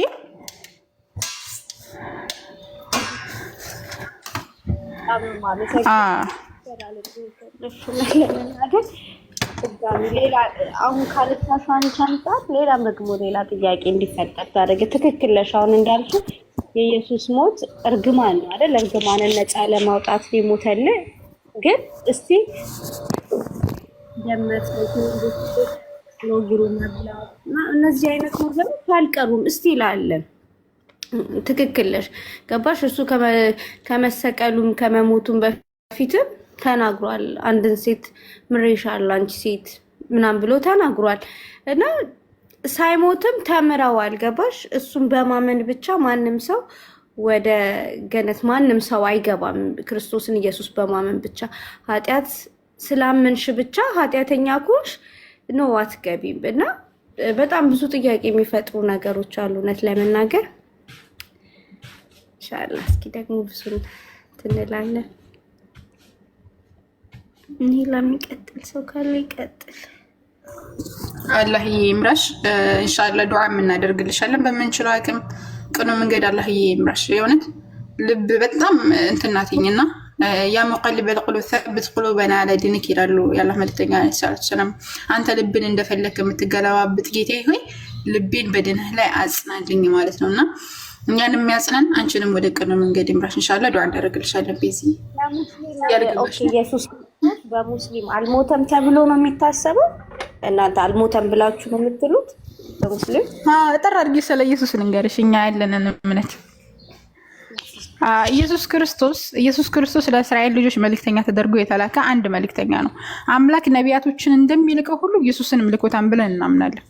ኢየሱስ ክርስቶስ ካፈጣጠሩ ስንጀምር ከማርያም ስንጀምር ለምሳሌ ማርያም የተፈጠረችው እንዴት ነው? ስለት እናቷ ስለት ገብታ ነበረ ልጅ እንትና ስላልነበራት ማለት ነው። ከዛ በኋላ ስለት ተሳለች፣ ወንድ ልጅ ትወልዳለሁ ብላ አስባ ነበረ፣ ሴት ወለደች። መርየም ብላ ሰየመቻት፣ አምላኳን የምትገዛ ማለት ነው መርየም። ከዛ በኋላ እንትናለች ያኔ ለዘከርያ የሚባለው ዘካሪያስ ተሰጠች። ዘካሪያስ ደግሞ በቤተ መቅደስ ወይም ደግሞ በእንትን ላይ እንትና አሳደጋት። ከዛ በኋላ አደገች። ከዛ በኋላ ያቺ ሴት ድንግል ሆና ነው የኖረችው። አምላካችን አላህ ሱብሃነሁ ወተዓላ ከዚህች ሴት አንድ ሰው ፈጠረ። ማንን? ኢየሱስን። መልአኩን ላከው፣ አበሰራት። ማን ያበሰራት? መልአኩ ጅብሪል ነው ወይም ገብርኤል መጥቶ አበሰራት። ምንድነው ያላትኝ? እነሆ ትጸንሻለች ምንድነው ያላትኝ? እነሆ ጌታ አላህ ሱብሃነሁ ወተዓላ እንደሚያበሰራት እንደዚሁም ደግሞ ያን ደግሞ ኢየሱስ ክርስቶስን እንደምትወልድ ምናምን እንደዚህ አበሰራትኝ። ከዛ በኋላ እሷ ስትናገር ምንድነው ያለችው? ሰው ያልነካኝ ሲሆን እንዴት ለእኔ ልጅ ኖረኛል አለች። ሰው አልነካኝም። ያኔ ምንድን ማለት ነው? ያኔ ከበፊት ምንም አይነት ባልም አላገባሁም፣ ምንም ነገር ግንኙነት የለኝም፣ ድንግል ነኝ። ስለዚህ እንዴት ነው ሰው ያልነካኝ ሲሆን ለእኔ ልጅ የሚኖረኝ ምናምን ብላ ስትጠይቅ ነገሩ እንዳልሽው ነው፣ አላህ የሚሻውን ይፈጥራል አላት። ከዛ በኋላ አላህ ሱብሃነሁ ወተዓላ የሰው ልጆች በአራት አይነት መንገድ ፈጥሯል። እንደምናምነው ማለት ነው። የመጀመሪያው አፈጣጠር የአዳም ነው ያለ እናት ያለ አባት። ሁለተኛው ደግሞ የሔዋን ነው ከአባት ብቻ ያለ እናት። ሶስተኛው ደግሞ የኛ አፈጣጠር ነው ከእናትና ከአባት። አራተኛው መፈጠር ስላለበት ስለ ኢየሱስ ክርስቶስ ከእናት ብቻ ያለ ወንድ ተፈጥሯል። ከዛ በኋላ ያን የተደረገበት ምክንያት በነገራችን በዘመኑ በጣም በሕክምና የነጠቁ ሰዎች ስለነበሩ እነሱን ምን ያክል ወደ አላህ ሱብሃነሁ ወተዓላ በተአምር የተወለደ ልጅ እንዳምኑ ወይም ደግሞ ይሄ ነቢይ ይሄ ሰው ወደ አንዱ አምላክ ጥሪ እንዳደረገ ማንኛውም ተአምር ሲሰጣቸው ለነ ሙሴ ለምሳሌ ባህርን መክፈል፣ እጃቸው ከብብታቸው ሲወጡ ብርሃን መሆን፣ ባቡይቱን ወደ ምንድነው ይባለው ዘንጊቱ ወደ እባብ መቀየር ምናምን ተአምር ተሰጥቷቸዋል። ለእነ አብርሃም ከእሳት ውስጥ ገብቶ አለመቃጠል ሁላ የእነ አብርሃም ተሰጥቷቸዋል። ተአምራቶች ብዙ ተአምራቶች ተሰጥቷቸው፣ ነገር ግን ያ ተአምር ምንድነው ሲባል ወደ አላህ ሱብሃነሁ ወተዓላ ሰዎች እንዲመጡ ነው። ያንን ተአምር ሰጥቶ የሚልካቸው ማነው? አምላክ ነው የሚልካቸው። ያንን ተአምር የሚሰራው አምላክ ነው በእነሱ ውስጥ ሆኖ ማለት ነው። ገብቶሻል? ስለዚህ ኢየሱስ ክርስቶስ መጣ፣ ወደ እስራኤል ልጆችን መልእክተኛ ያደርገዋል ይላል አምላካችን በሱረቱል አሊ ኢምራን ላይ። ወደ እስራኤል ልጆችን መልእክተኛ ያደርገዋል ይላልም። ከጌታ ይዘን ወደ እናንተ በተአምር መጣሁ እያለ ይናገራል። ተአምር ይዞ ወደ እናንተ ከጌታው ተልኮ መጣ ማለት ነው። ገብቶሻል? ከዛ በኋላ መልእክተኛ ተደረገ። በህፃንነቱ ያነዛ ሰዎች በቃ ድንግል ማርያም ድቃላ እርግዛ ነው ምናምን እያሉ በጣም ስሟን በሚያጠፏት ጊዜ አምላካችን አለ ሱረቱል ምዕራፍ 4 ሱረቱል ኒሳ ምዕራፍ 4 ቁጥር 155 ላይ ምናምን አካባቢ ብትመለከቸው በመርየም ላይ ከባድ ቅጥፋትን በመቅጠፋቸው ረገምናቸው ይላል። እሷ ምንም ነገር ሳታጠፋ እነሱ ግን ከባድ ቅጥፋትን ተቀጠፉባት፣ ዋሹባት ማለት ነው። ከዛ ረገማቸው አይሁዳውያን። ገብቶሻል? ከዛ በኋላ በህፃንነቱ እሱ እንዲናገር አደረገው አምላካችን አለ ሱረቱል መርየም ላይ ከቁጥር 17 እስከ 30 ምናምን እስከ 34 እንደዚህ ብታነቢ በግልጽ ያስቀምጥልሻል። እና ከዛ በኋላ ህፃኑ እንዲናገር አለ እኒ አዕቡዱላህ እኔ አላህ ባሪያ ነኝ፣ አታኒ ልኪታብ መጽሐፍ ሰጥቶኛ ወጀዐለኒ ነቢያ ወጀዐለኒ ሙባረከን አይነማ ኩንቱ ወአውሳኒ ቢሶላቲ ወዘካቲ ምናምን እያለ ይቀጥላል። እና እኔ የአላህ ባሪያ ነኝ፣ መጽሐፍን ሰጥቶኛል፣ ነብይም አድርጎኛል እያለ አምላካችን አላህ ሱብሃነሁ ወተዓላ እንዲናገር አደረገው። ማንን? መሲሁን ማለት ነው፣ ኢሳ አለይሂ ሰላም። ከዛ በኋላ እነዛ ሰዎች መለያየት ጀመሩ በመካከላቸው ምናምን። ከሚሱ አመነ ገሚሱ እንዴት ይሆን ይችላል ምናምን እያሉ እየተጠራጠሩ ሄዱ ማለት ነው። ከዛ በኋላ ኢየሱስ ክርስቶስ አደገ። ከዛ በኋላ መስበክ ጀመረ።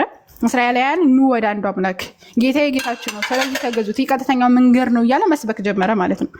ከዛ በኋላ ሰበካቸው። ሰዎች ደግሞ ምን ያደረጉ? ከልባቸው ባለው ምቀኝነት እሱን መመቀኘት ጀመሩ። ለዛም አምላካችን አላህ ሱብሃነሁ ወተዓላ ነቢያቶች ከፊሎቹ በሚመጡ ጊዜ በከፊሎቹ ያምናሉ፣ በከፊሎቹ ደግሞ ያስተባብላሉ፣ ከፊሎቹን ይገላሉ። ገብቶሻል? አብዛኞቹን ነቢያቶች ገለዋቸዋል። በነገራችን ላይ ማለት ነው እስልምና ላይ ወደ 124,000 ነቢያቶች ተልከዋል። በጣም ብዙ ነቢያቶች ተልከዋል። የተጠቀሱ በቁርአን የተጠቀሱ ወደ 25 ነቢያቶች አሉ። ከነሱ መካከል አንዱ ኢየሱስ ነው። ስለዚህ ከፊሎቹን ሲገሉ ከፊሎቹን ሲያስተባብሉ ስለነበረ ኢየሱስ ክርስቶስን ይሄ ግልጽ ድግምት ያን ሁሉ ተአምር አሳይቷቸው ማለት ነው። ይህ ግልጽ ድግምት እንጂ ሌላ አይደለም። ሱረቱ ሶፍ ላይ ብትመለከቸው ማለት ነው ይህ ግልጽ ድግምት እንጂ ሌላ አይደለም እያሉ ማስተባበል ጀመሩ ማለት ነው። ከዛ መጨረሻ ላይ ሊሰቅሉት አድማ አደረጉ።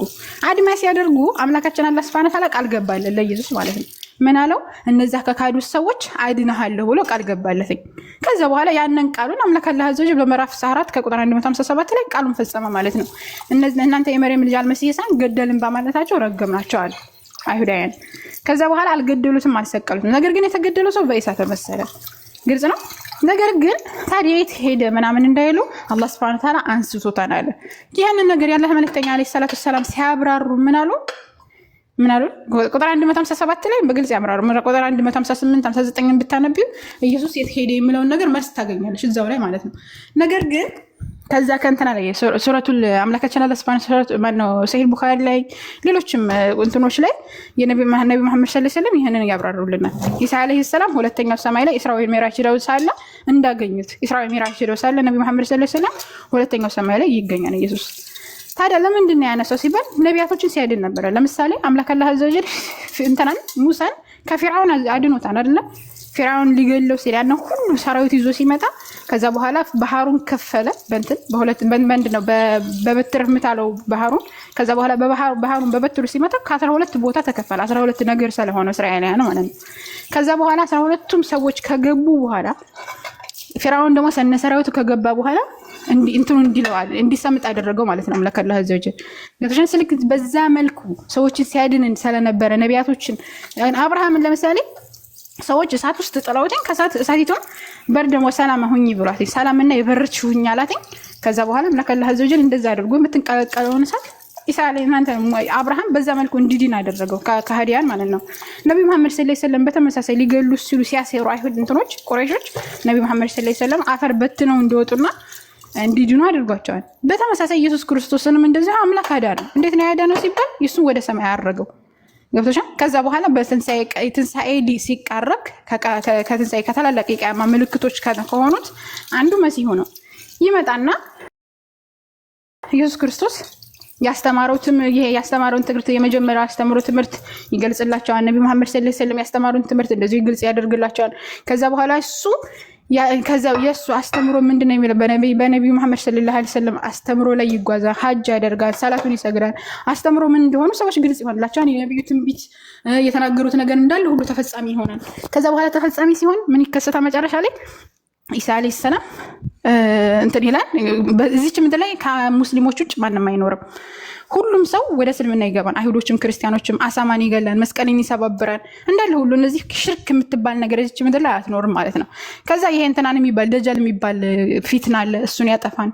አጁጅና መጁጅ የሚባሉ አሉ፣ እነሱ እንደለ ይመጣሉ። ከዛ ዱዓ ያደርጋን፣ ይሞታሉ፣ እነሱ ይነሳሉ። ከዛ መጨረሻ ላይ በሰላም ይኖራል እሱ ከህዝቦቹ ጋር ማለት በሰላም እየኖረ ከዛ በኋላ ይሞታል። ከዛ ከሞተ በኋላ ሙስሊሞች ይሰግዱበታል፣ ይቀብሩታል።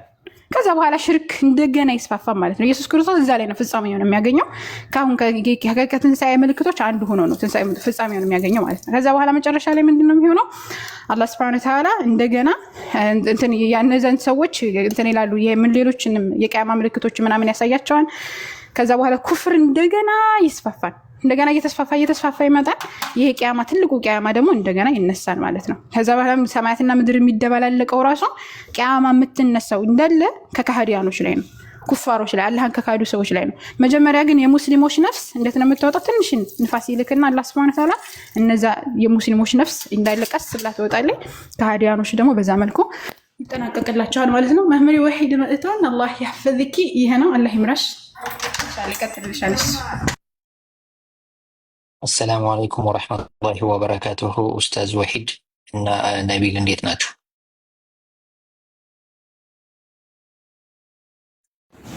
ወአለይኩም ሰላም ወራህመቱላሂ ወበረካቱ። አሰላሙ አለይኩም ወራህመቱላሂ ወበረካቱ። አፎን ገባ አቋረጥኳት መሰለኝ። ያጨረሽው ነገር ካለ ጨርሽ፣ አብሽሪ። እኔ እንኳን ሰላም ልበላችሁ ብዬ ነው ማወራው። አህለን ወሰህለን፣ እንኳን ደህና መጣህ። አላቋረጥከኝም። ቤዚ ጥያቄ ላይ ናትና እስኪ አንዳንድ ነገር ጨምሪላት አንተ። ኧረ እኔ ምን የምጨምረው ነገር አለ? እናንተ እያላችሁ እኔ መጨመር እንኳን ብዙም አስፈላጊ አይደለም። የሰላም ልበላችሁና የአርብ የነበረው ፕሮግራም መርሃ ግብር አይመቸኝም ከሚቀርና ፖስትፖንድ ከሚሆን ለኔክስት ዊክ ፖስትፖንድ ከሚሆን ነገ ጠዋት ላይ እኔና አብዱ ይመቸናል በኢትዮጵያ 11 ሰዓት እና ስሪላቸውና ማስታወቂያውን በኢትዮጵያ 11 ሰዓት ጠዋት ይቅርታ ምንድን ነው ኧረ ባላ አንተ ከምሳ በፊት ምንድን ነው ያለው 11 ሰዓት እንትና ከጠዋቱ 4 ሰዓት ወር 5 ሰዓት 5 ሰዓት 5 ሰዓት ነው በኢትዮጵያ 5 ሰዓት ስሪውና ማስታወቂያ እንትን በይው ይቅርታ ስለሰዓት 5 ሰዓት በኢትዮጵያ 5 ሰዓት ጠዋት ምንድን ነው ከምሳ በፊት ያለው ሰዓት ረፋድ የሚባለው ወይ ተረፋዱ 5 ሰዓት ብለሽ ሊገባቸው በሚችለው ቋንቋ አድርገሽ ስሪና ማስታወቂያ ለቀቂላቸው። ለአብዱ ነግሬዋለሁ። እሺ መህመሪያ እንትኑን ላክልኝ ቶፒኩን። እሺ ኢንሻአላህ በቃ እንትን አድርገው ሪማይንድ አድርጊኝ ቴሌግራም ላይ። እሺ መህመሪያ አብሽር። ብዙ አልቆይም። እንግዳችንን አስተናግዷት። ኡስታዝ እሷ አንድ ጥያቄ በጣም ከባድ ጥያቄ የምትለውን ብትጠይቅ ትንሽ ታወራታለህ ኡስታዝ? አብራራታለሁ ግን ብታፋጥጠኝ ህዝብ በፊት ምን እጠቀማለሁ እኔ? እንግዲህ እስኪ ሁለታችሁ ስትገጥሙ እንይ እስኪ ይዋጣላችሁ። ቤዚ እንዴት ነሽ? እኔ ምንም ያፋጥ ጥያቄ የለኝም። ሰላም ኡስታዝ እንዴት ነህ? ቤዛ ሰላም ነው? አለሁ እግዚአብሔር ይመስገን ደህና ነኝ። እሺ ቅድም ጠይቄ ያለው 3 አይነት 4 አይነት ጥያቄ አንስቻለሁ። አንደኛ ዋናው ስቲል ክርስትና ላይ አለማመን ላይ ምን እንደሆነ የሚያደርገኝ ፈጣሪ ኢፍታዊ ነው ብዬ ነው ማምነው። ምክንያቱም የትኛው ፈጣሪ ካልከኝ ለኔ አላህም እግዚአብሔርም ለኔ ሁለቱም አንድ ናቸው፣ ምንም ልዩነት የላቸው። ምክንያቱም ሁለቱም በቃ እኛን የፈጠሩትና እናንተና ክርስቲያና ሙስሊም ነው ሁለቱን ከፋፍሎ የሚያው ለኔ ሁለቱም አንድ ናቸው፣ ልዩነት የላቸውም። ሶ ፈጣሪ ኢፍታዊ ነው ብዬ አምናለሁ። ምክንያቱም የኛ እዚህ ጋር በክርስትናና በእስልምና መባላት በራሱ ፌር ነው ብዬ አላምንም። ምክንያቱም እኛ ትክክል አይደለንም እያልን ስንል መጥቶ ራሱ ሊገልጽልን ይገባል። አንተ ፈጣሪ ፍትሃዊ ነው፣ በመጀመሪያ ጥያቄው ፍትሃዊ ነው ወይስ ፍትሃዊ አይደለም ነው እና ራሱን መጥቶ ዲፋይን በቃ እኔ ማለት ይሄ ነኝ፣ ስለዚህ እኔን ተከተሉኝ ብሎ ራሱን ሊያሳየን ይገባ ነበረ በመጀመሪያ ማለት ነው። እና ከዛ ደግሞ ከሞትክ በኋላ ደግሞ ይሄ ሲኦል ገነት ምናምን የሚባል ታሪክ አለ። ሶ ከሞትክ በኋላ ሲኦል ስትገባ አንተ በማታውቀው አስተማሪዎች ባስተማሩክ ነገር ሲኦል ትገባለክ። ከዛ ፈጣሪ እኔን ስላላመንክ ነው ሲኦል የገባከው፣ የኔን ቃል ስላልተከተልክ ነው ሲኦል የገባከው ብሎ አንተን ደግሞ ይኮንንካል። ስለዚህ ለምንድን ነው አሳውቆን ከዛ በኋላ በራሳችን ስህተት ሲኦል ብንገባ ቤስት ብዬ አምናለሁ። አንደኛው ማለት ነው ይሄ ነው። ሁለተኛው ደግሞ ጨረስ በጣም ደስ የሚል ነው። ደስ ብዬ ነው ማዳመጥሽ። ጨመር ብታደርግበት መረቅ ብታደርግበት ራሱ ደስ ይለኛል። ሁለቶች ግን የመጀመሪያውን በደንብ አብላልተ ነው ወደ ሁለተኛው እንሄዳለን ማለት ነው። ጥያቄዎችሽ አግባብነት ያላቸው ፍትሃዊ ጥያቄዎች ናቸው። የፍትህ ጥያቄ ነው። ይሄ ምን ይባላል? በስነ መለኮት ቴዎዶሲ ይባላል።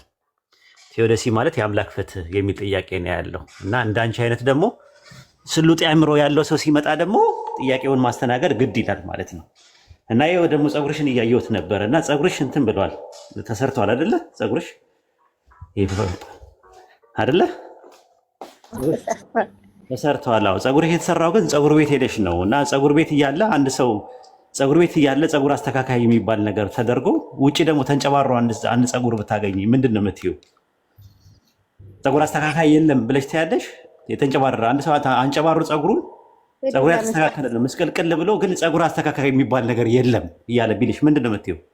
እንዴ ምን ታሾፋለህ እንዴ? ፀጉር ቤት ለምን አትገባም? ይኸው ፀጉር ቤት አለ።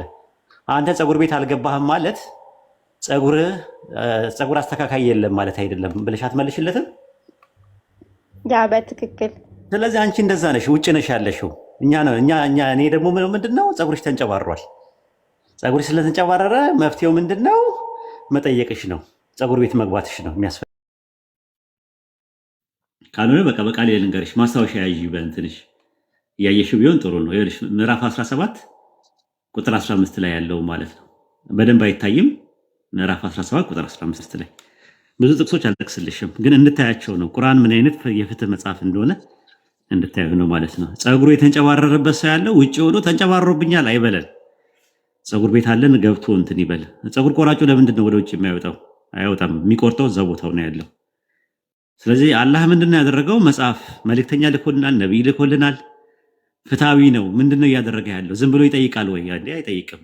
እንዴ ፈልገሽ ባልመጣሽ ወደዚህ ዓለም ስትመጪ እኮ በዚህ አስፈቅደሽ አይደለም ወንድና ሴት የምትሆኚው ራሱ በዚህ ዘመን ለፈጠር ብለሽ አይደለም የመጣሽው። በዛ ላይ የሚያደነጋግር አለ፣ የሚያምታታ ነገር አለ፣ የሰዎች ጭቅጭቅ አለ፣ ብዙ ነገሮች አሉ። ስለዚህ የአንቺ ጥያቄ አድሬስ የሚያደርግ መጽሐፍ ጋር ነው። ይኸውልሽ የተመራ ሰው አለ የሚመራ ሰው ለራሱ ነው አለ። የተሳሳተ ሰው ደግሞ የሚሳሳተው ጉዳቱ በራሱ ላይ ነው አለ። ተሸካሚ ነፍስ የሌላኛውን ኃጢአት አትሸክምም፣ መልእክተኛ እስከምንልክ ድረስ የምንቀጥ አይደለም አለ አላህ። መልእክተኛ ተልኮ መልእክቱ ደርሶሽ ከዛ በኋላ ደግሞ በመልእክቱ ላይ ደግሞ ፈህምና ማዕናም ይባላል። አንደርስታንድና የሚኒንጉን በደንብ አንደርስታንድ አድርገሽው አመዛዝነሽው ከዛ በኋላ ነው የምትቀጭው እንጂ ምንም በማታውቂው ነገር አሁን እንዳንቺ አይነት ያለ ሸጋ ሰው ምኑን ነው አሁን ሲሞት ቀጥታ ገሃነም እገባለሁ ብለሽ ነው የምታስቢው? እንደዛ ነው የምታስቢው? ግራ ገብቶሻል። ለራስሽ አላህ ይጠብቅሽ፣ እድሜ ይስጥሽ። ገና ነሽ፣ ወጣት ነሽ። ገና ወልደሽ ከብደሽ ለቁም ነገር በክተሽ አላህ እንድትወልድ ነው የምፈልገው። የትም እገባለሁ ብዬ አላስብም፣ ግን እንደ ሰውኛ ሰዎች እንደሚያስቡት ነው እንደ እንጂ ሰውኛ እንደ መጽሐፉ እንሂዳውን በቃ እነሱማ ታያቸው። እነሱ ዝም ብሎ እኮ ነው እሱ ምናባዊ ነው ወይ ትላትለው የሚበላኝ ብዬ ነው ማስበው። እሱ ምናባዊ ነው እሱ አላምናቸው። እሱ ከሞቶ መቀስቀስ የሚባለው ነገር ቀስ ብለሽ ታያለሽ። መጀመሪያ አፈጣጠርሽን ተመልከች ነው የሚለው ቁርአን። ለምሳሌ አላህ ቻርጅ የሆነው ስፐርምና ሴልና ኤክሴል ፈርቲላይዝ ከማድረጉ በፊት አንቺ የት ነበርሽ? እናትና አባትሽ በተራክቦ ከመገናኘታቸው በፊት አንቺ የት ነበርሽ? አንቺን ለመውለድ ንገሪኝ እስቲ ቤዛዬ። እኔማ ምን አልተሰራሁም ወይ ደግሞ አልተሰራሁም። ተመልከች እንግዲህ አየሽ፣ ሴል ከመሆኑ በፊት ነው አየሽ የነበረው ነገር ሞለኪውል ነበረ። ከዛ በኋላ ደግሞ ኤተር ነበር። ከኤተር ነው ወደ አኖድና አቶድ ኪኔቲክ ኢነርጂ ነው። ኪኔቲክ ኢነርጂ የነበረው ነገር ስፖት ላይቷ የነበረችው ኤሌክትሮን፣ ፕሮቶን፣ ኒውትሮን ሆነ። ከዛ በኋላ ምን ሆነ? ሴል ሆነ። ከዛ ቲሹ፣ ኦርጋን፣ ሲስተም፣ ኦርጋኒዝም ቤዛ የምትባለው ዴቨሎፕ አድርጋ ነው የመጣችው። ያንን ያልነበረውን ነገር ወደ መኖር ያመጣ አምላክ አንቺ ከአተምና ከሞለኪውል ኮምፖስት ያደረገው አካልሽ ዲኮምፖስት ካደረገ በኋላ ከእንደገና ኮምፖስት አድርገው ማምጣቱ አያቅተው። አብሽሪ ለሱ። ዋናው የመጀመሪያ አፈጣጠርሽን መመልከት ነው ያለብሽ። ቁርአን እንደዛ ነው። በመቀስቀስ ውስጥ በመጠራጠር ብትሆኑ አፈጣጠራችሁን ተመልከቱ። ለአንቺ የሚመጥን ነገር ነው እዚህ መምጣትሽ ማለት ነው። ራሱ ጊዜ ብቻ ነው አንቺ ምን ያስፈልግሽ። ጊዜሽን ሰተሽ ብቻ በአጽኖትና ባንክሮት ኢሞሽናል ሳትሆኚ ራሽናል ሆነሽ አጥኚው እስልምና።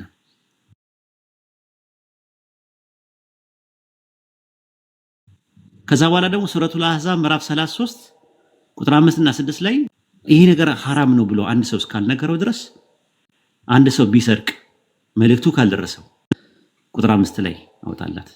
ሳታቂ በምታቂው ነገር እንዲሁ ዝም ብሎ አቦ ባቦ ሰጥ አይደለም ፈጣሪ እንትን የሚለው በግብር ይውጣ አይደለም። ራሱ በዘፈቀደ አይደለም ይችን ዓለም ያመጣት። ፍትሃዊ ነው አምላካችን። አላአድል የሚባል ስም አለው። ራሱ ፍትሃዊ የሚባል ስም አለው። እንደው የምጠይቀው ጥያቄ በአጠቃላይ የህሊና ጥያቄ ነው። የትም የሚሄዱ ነገሮች አይደሉም። አየሽው እዚህ ጋር ምን እንደሚል አምላካችን አለ። በእርሱ ምንድነው የሚለው? በተሳሳታችሁበት ነገር በእናንተ ላይ ኃጢአት አይሆንባችሁም፣ ነገር ግን ልቦቻችሁ አውቀው በሰሩት ኃጢአት ይሆንባቸዋል። አውቀሽው ተረድተሽው ነው ይሄ ነገር ሐላል ነው፣ ይሄ ነገር ሐራም ነው፣ ይሄ ነገር ፈርድ ነው፣ ይሄ ነገር ሙባ ነው፣ ይሄ ነገር መክሩ ነው ብሎ መልእክቱ እስካልደረሰሽ ድረስ ኃጢአትም አይሆንብሽ። አንድ ሕፃን ልጅ ኃጢአት ሰርታል አይባልም፣ አይወረስም ኃጢአት በውርስ። ለአቅመ ሔዋንና ለአቅመ አደም ያልደረሰ ልጅ አይጠየቅም። አንድ ሕፃን ልጅ ከፎቅ ላይ አንድ ሰውን በእርግጫ ብሎ ወርውሮ ቢገለው ነፍሰ ገዳይ ተብሎ ጀሃነም ይገባል? በኢስላም አስተምሮት ኖ አይገባም፣ አይጠየቁም። ብዕር ከሶስት ሰዎች ተነስታለች ይላል። አንደኛ ለአቃለ መጠን ያልደረሰ ልጅ አይጠየቅም። ሁለተኛ ነገር ደግሞ ያበደ ሰው፣ አንድ እብድ ከላይ ሆኖ ከፎቅ ላይ ሆኖ አንድ ሰው ይወርና ቢገድል አላህ የቂያማ ቀን ነፍሰ ገዳይ ብሎ አይጠይቀውም። አቅል የለውማ። ራሱ ወፈፊ ሰዎች ራሱ እኮ አይጠየቁም በኢስላም እንኳን አይደለም እብድ። ወፈፍ የሚያደርጋቸው ሰዎች አጋጣሞች ላይ ይችላል። በዚህ ደረጃ ነው እስልምና ስለ ፍትህ የሚያወራው። ጀነትና ጀሃነም የሚባሉ ነገሮች ሪዋርድ ኤንድ ፓኒሽመንት ናቸው። በፍሪዊል ላይ የተመሰረቱ ናቸው። ቅጣትና ሽልማት ናቸው። ፍሪዊልሽ ላይ ነው ያለው ሁሉ ነገር ማለት። ፍሪዊል ደግሞ ምንድን ነው? ኮንዲሽናል አለ። እንደና ደግሞ የአኒመስ ፍሪዊል የሚባሉ ነገሮች አሉ። በተፈጥሮ የተቀመጠ ነገር ነው። ሰው ከእንስሳና ከመላእክት የሚለይበት ነው። እንስሳት ምንድን ነው? መጥፎ ነገር ይሰራሉ፣ ለሚሰሩት መጥፎ ነገር ፓኒሽመንት ቅጣት የላቸው፣ ይበላላሉ፣ ይነካከሳሉ። መላእክት ደግሞ ጥሩ ነገር ይሰራሉ። ለዚህ ለሚሰሩት ጥሩ ነገር ምን የላቸውም፣ ሽልማት የላቸውም፣ ጀነት አያገኙ፣ ምን አይሉም። ሰው ግን ሪዋርድም ፓኒሽመንትም ፍሪዊል ስላለው ይጠየቃል፣ ሞራል አካውንታቢሊቲ አለው። ስለዚህ ከፍትህ ጋር የምታነሻቸው ነገሮች በአጠቃላይ አግባብነት ያላቸው ጥያቄ ነው። ዝም ብሎ ምናምን አለ። ከሞት መቀስቀስ የሚባል ነገር አለ። አዎ። የሂሳቡ ቀን የሚባል ነገር አለ። አዎ። አላህ የፍርድ ቀን ይጠይቃል። አዎ። ጀነትና ጀሃነም አለ። አዎ። ግን ጀነት ዝም ብሎ ዘው ብሎ የሚገባበት የዘመድ ቤትም አይደለም። ጀሃነም ደግሞ ያለ ፍትሃዊ ዝም ብሎ የሚቀጣበትም አይደለም። ፈጣሪ እኮ ነው የፈጠረሽ እኮ ነው። እሱ ነው እኮ ወደዚህ ምድር ላይ ያመጣሽ። ስለዚህ ሁጃ ቆሙብሽ ሪሳላውን መልእክቱን ሰምተሽ ከዛ በኋላ ሆን ብለሽ የምታመጪ የምታስተባቢ እስካልሆንሽ ድረስ እንዳንቺ አይነት ደርባባ ሰው ተገኝቶ የሚጠይቅ ለምን ጠየቅሽ ተብሎ አይጠይቅሽም። እሱ መጠየቅሽ አግባብ ነው። ጥያቄዎችሽ በጣም አግባብ ናቸው። ስለዚህ ቁጥር 1 ነው ጥያቄዎች ላይ በጥያቄው መልስ ላይ እክል ካጋጠመሽ ዳጎስ ያለ መልስ ሰጥሻለሁ። እሺ ሴንስ አድርጎሻል የመለስኩልሽ መልስ? አዎ ኡስታዝ፣ የመጀመሪያው ላይ አዎ አድርጎኛል። ግን አሁን ሙስሊም በመሆኔ ብቻ ገነት ነኝ ማለት ነው። ሰው በእስልምና በሙስሊም በእስልምና ስላመነ ብቻ ገነት ይገባል ማለት ነው? አዎ፣ ለጽድቅ ስርና መሰረቱ እምነት ነው። በኢስላም አስተምሮት ላ ኢላሃ ኢለላህ ያለ ሰው ጀነት ይገባል። በኢስላም ሽርክ አላህን በብቸኝነት አምልኮ ምንም ኃጢአት ቢሰራ በምድር ላይ ይቀጣል። ይኸውልሽ ዋናው ትልቁ ከኢስላም አጥር የሚያስወጣው ሽርክ የሚባል ወንጀል ነው፣ ወይም ደግሞ ክህደት ኩፍር የሚባል ነገር ነው። እሱን እስካልሰራ ድረስ ላኢላሃ ኢለላህ ብሎ አንዱን አምላክ በብቸኝነት እስካመለከ ድረስ ጀነት ይገባል ሙስሊም። ታዲያ ለምሳሌ ለሚሰራቸው ኃጢአቶች ምንድነው ማድረግ ያለበት? ንስሐ ይገባል፣ ወደ አላህ በተውበት ይቶብታል፣ ንስሐ ይገባል። ለሚሰራቸው ኃጢአቶች ንስሐ ይገባል። አላህን ይቅር በለኝ ብሎ ይላል። የሰው ማቅ ነክቶ ከሆነ አፉ በለኝ ብሎ ይላል። ሙስሊም ማለት አለበት፣ ግዴታው ነው።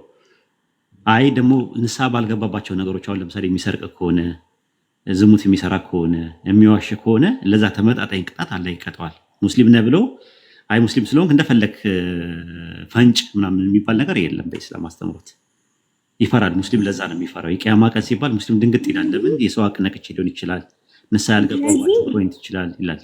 እሺ ቀጥይ። አንተ አሁን እንዳልከኝ ትክክል ነህ፣ እንዳስተምሮ ነው የምትነግረኝ። ግን ፌራ ትክክል አይደለም። እኔ የሆነን ሰው እየገደልኩኝ ወይ የሆነን ሰው እየዘረፍኩኝ ከዛ ንስሐ እየገባው ይቅርታ በለኝ ማመኔ በቃ ንስሐ 3 ሸርጦች አሉት፣ 4 ሸርጦች አሉት።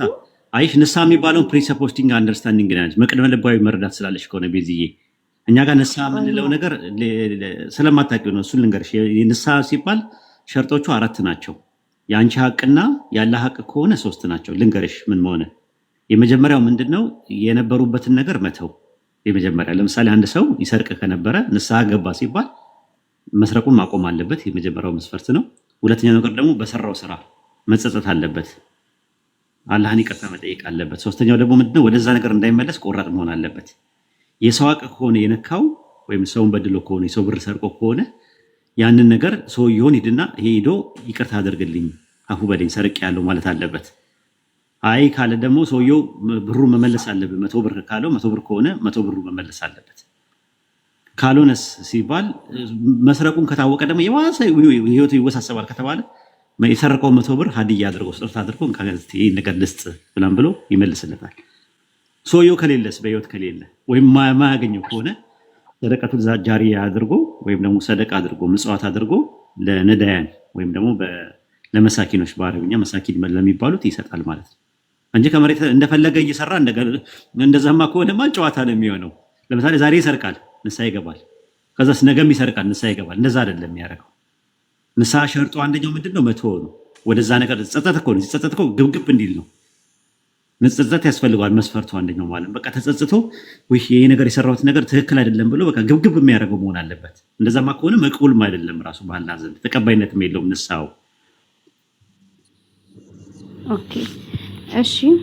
ያው አንዳንድ አስተምረው ከክርስትና ጋር ምክንያቱም ኢየሱስ ክርስቶስን በማመን የዘላለም ሕይወት ይገኛል እና ኃጢአትን ደግሞ በንስሐ ይቅር በማለት ምክንያቱም ሁልጊዜ ማታ ማታ ንስሐ እንድንገባ በየቀኑ ንስሐ እንድንገባ ያዘናልና ንስሐ ገብተን ኢየሱስ ክርስቶስ በማመን የዘላለም ሕይወትን እንድናገኝ የሚያስተምረናል ማለት ነው። እሺ ግን ከክርስቲያን ነው የምጠይቅ። እሱ ለመሰለች ከክርስትና አንጻር ፕሪሰፖርት የሆነ አንደርስታንድ ስለገባኝ ነው እኔ ጥያቄሽ። እስልምና ጋር ወላሂ ስትመጪ እንደዛ አይደለም ትምህርቱ። ለዛ ነው ያ እዛ ጋር ያለው ፕሪሰፖርት የሆነ አንደርስታንዲንግ እንደዛ ስላለ ነው። ጠዋት ጠዋት ቸርች፣ ማታ ማታ ደግሞ መሸታ ቤት ስላለ ስለሚታወቅ ነው ራሱ እንደዛ ስላለ ቸርች ውስጥ የሚደረገው ነገር እንደፈለጉ የሆኑ ማታ ማታ ጌታዊ ንስሐ ምናምን እሱ ስላለ ነው ያለፍንበት ብቻ ነገር ስለሆነ ፕሮቴስታንት ውስጥም ኦርቶዶክስ ውስጥም ያለውን የንስሐ ኮንሴፕት ፕሪሰፖርት የሆነ አንደርስታንዲንግ ይዘሽ ነው የመጣሽ ያልኩሽ። ለዛ ነው መቅደመ ልባዊ ግንዛቤ ነው። እኛ ንስሐ ስንል እንዳስተማርኩሽ ነው። ንስሐ ሸርጥ አለው ራሱ። ሸርጦቹ 4 ናቸው። ለራሴ ሀቅና ላላ ሀቅ። አሁን ለምሳሌ ሰው የራሱ ሀቅ የሚባለው መጠጥ መጠጣት፣ ያሰማ ስጋ መብላት ምናምን የመሳሰሉ ነገሮች ራሱን ነው የሚጎዳው። ለዛ 3ቱ ናቸው። አላህ ያላህ ሀቅ ለነካበትም አሁንም 3 ነው። የሰው ሀቅ ግን ከነካ ግን 4ኛ ያስፈልጋል።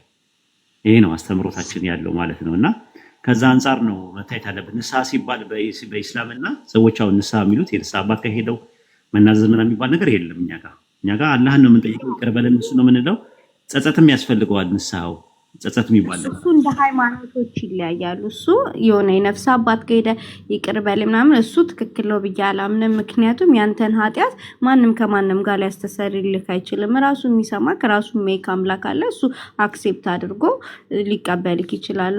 ያ ትክክል ነው ብዬ አላምንም። ግን አሁን ይሄንን እሺ በቃ እንተወውና ይሁን ይመሳሰልብኛል። ምክንያቱም በቃ አላህን በማመን የዘላለም ህይወት አለ። የዘላለም ህይወት ወደ ገነት መግባት አለ። ግን የምንሰራቸው ኃጢአት ግን ንስሐ በመግባትና በምናረጋቸውም ተግባር በቃል ብቻ ሳይሆን በምንሰራቸውም ተግባር የዘላለም ህይወት እንደምናገኝ ነው እየነገርከኝ ያለከው አይደል? አዎ የዘላለም ህይወት ማለት ጀነት ውስጥ ያለው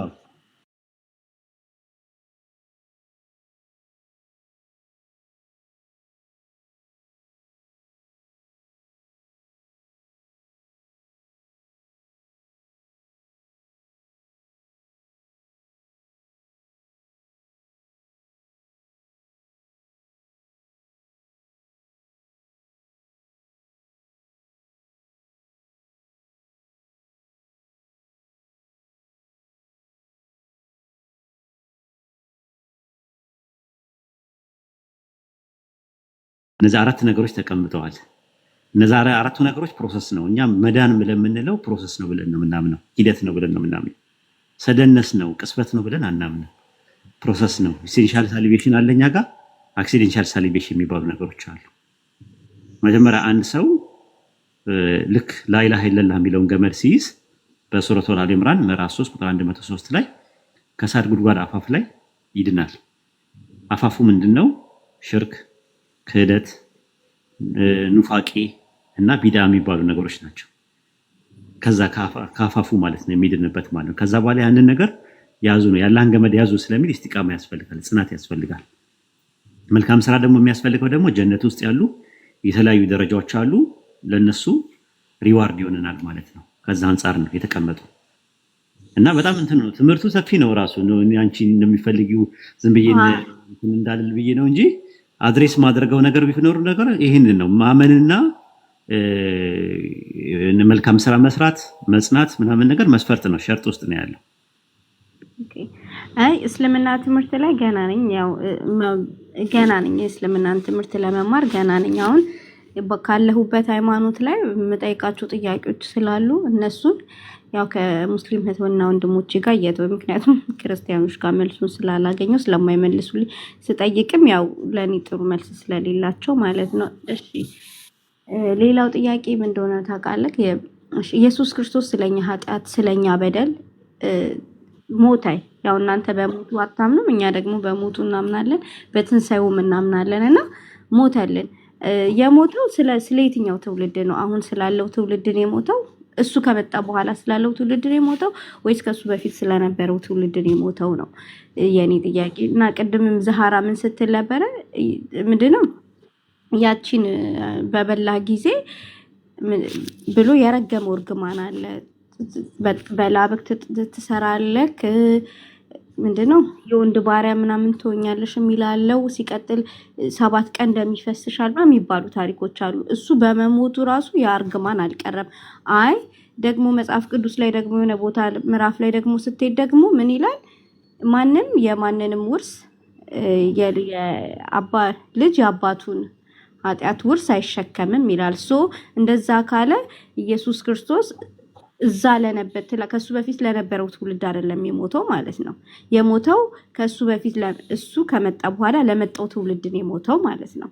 ስለዚህ እሱ ከመጣ በኋላ ደግሞ ለመጣው ትውልድ ከሞተልን ነው ብዬ ነው ማስበው። ድንገት ላይሆን ይችላል። ከሆነልን ደግሞ የኛ መሞት የለብንም። የሆነ ትርጉም ሊኖረው ይገባል። የሱ መሞት ምንድነው ስራው፣ ምንድነው ጥቅሙ የሚባለው ነገር ማወቅ አለብን። ኦኬ እሱ ከሞተልን የኔ መሞት ለምን?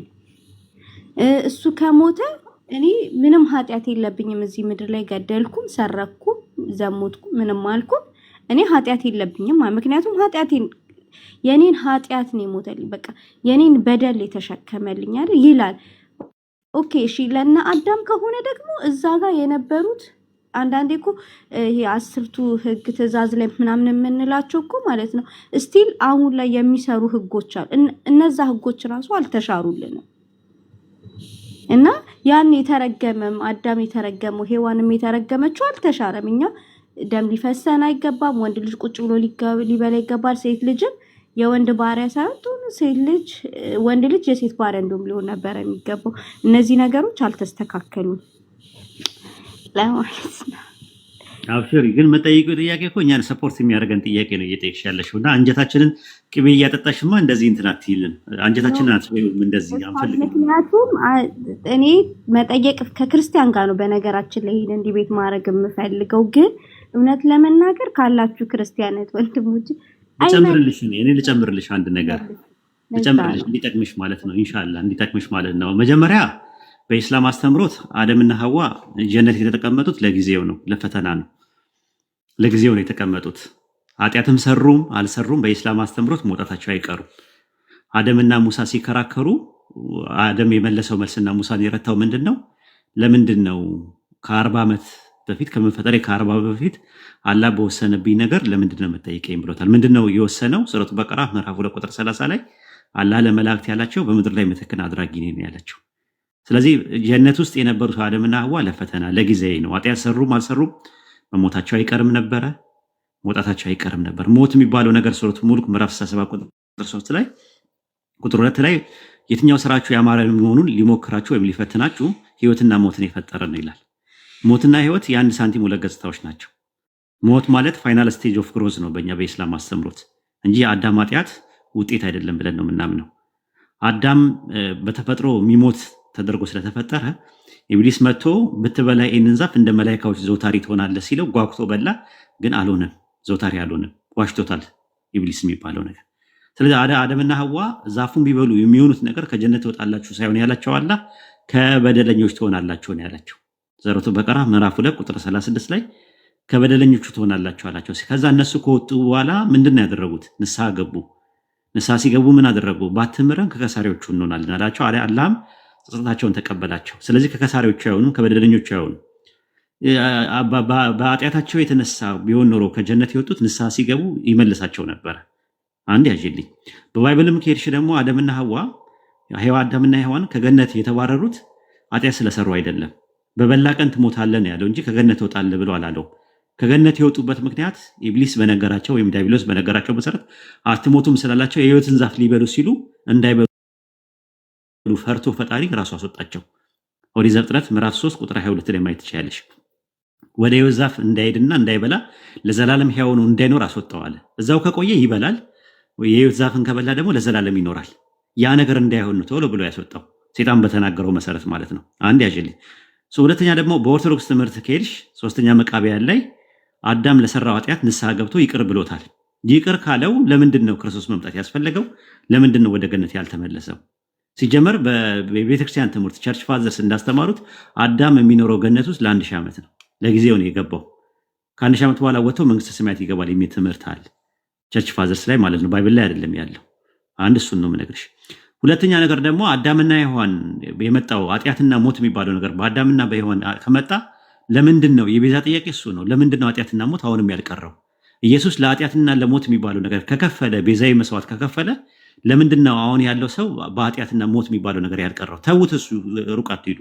ያመኑ ሰዎች አማንያን የሚባሉት በክርስቶስ ኢየሱስ አዳኝነት የሚያምኑ ሰዎች ለምንድን ነው ኃጢአት የሚሰሩት የሚሞቱት ነው ጥያቄው። አግባብነት ያለው ጥያቄ ነው ራሱ። ስለዚህ እኛ የምንለው ምንድነው? ኃጢአት ማለት አላህ አታድርግ ያለንን መጥፎ ነገር ማድረግ፣ አላህ አድርግ ያለንን መልካም ነገር አለማድረግ ኃጢአት ይሰኛል። ኃጢአት የምሰራው ራሴ ነኝ ራሱ ሌላ ነገር አይደለም። በፍሪ ዊሌ ራሴ ነኝ የምሰራው፣ ራሴ ነኝ የምጠየቀው ማለት ነው። ሞት የሚባለው ነገር አካላዊ ሞት የሚባለው ነገር ከአተምና ከሞለኪል ኮምፖስት የሆንኩበት ነው። ዲኮምፖስት አደርጋለሁ። እንስሳት ለምን ይሞታሉ? የአዳም ኃጢአት ነው። ከአዳም ኃጢአት በፊት ነው የተፈጠሩት እንስሳት።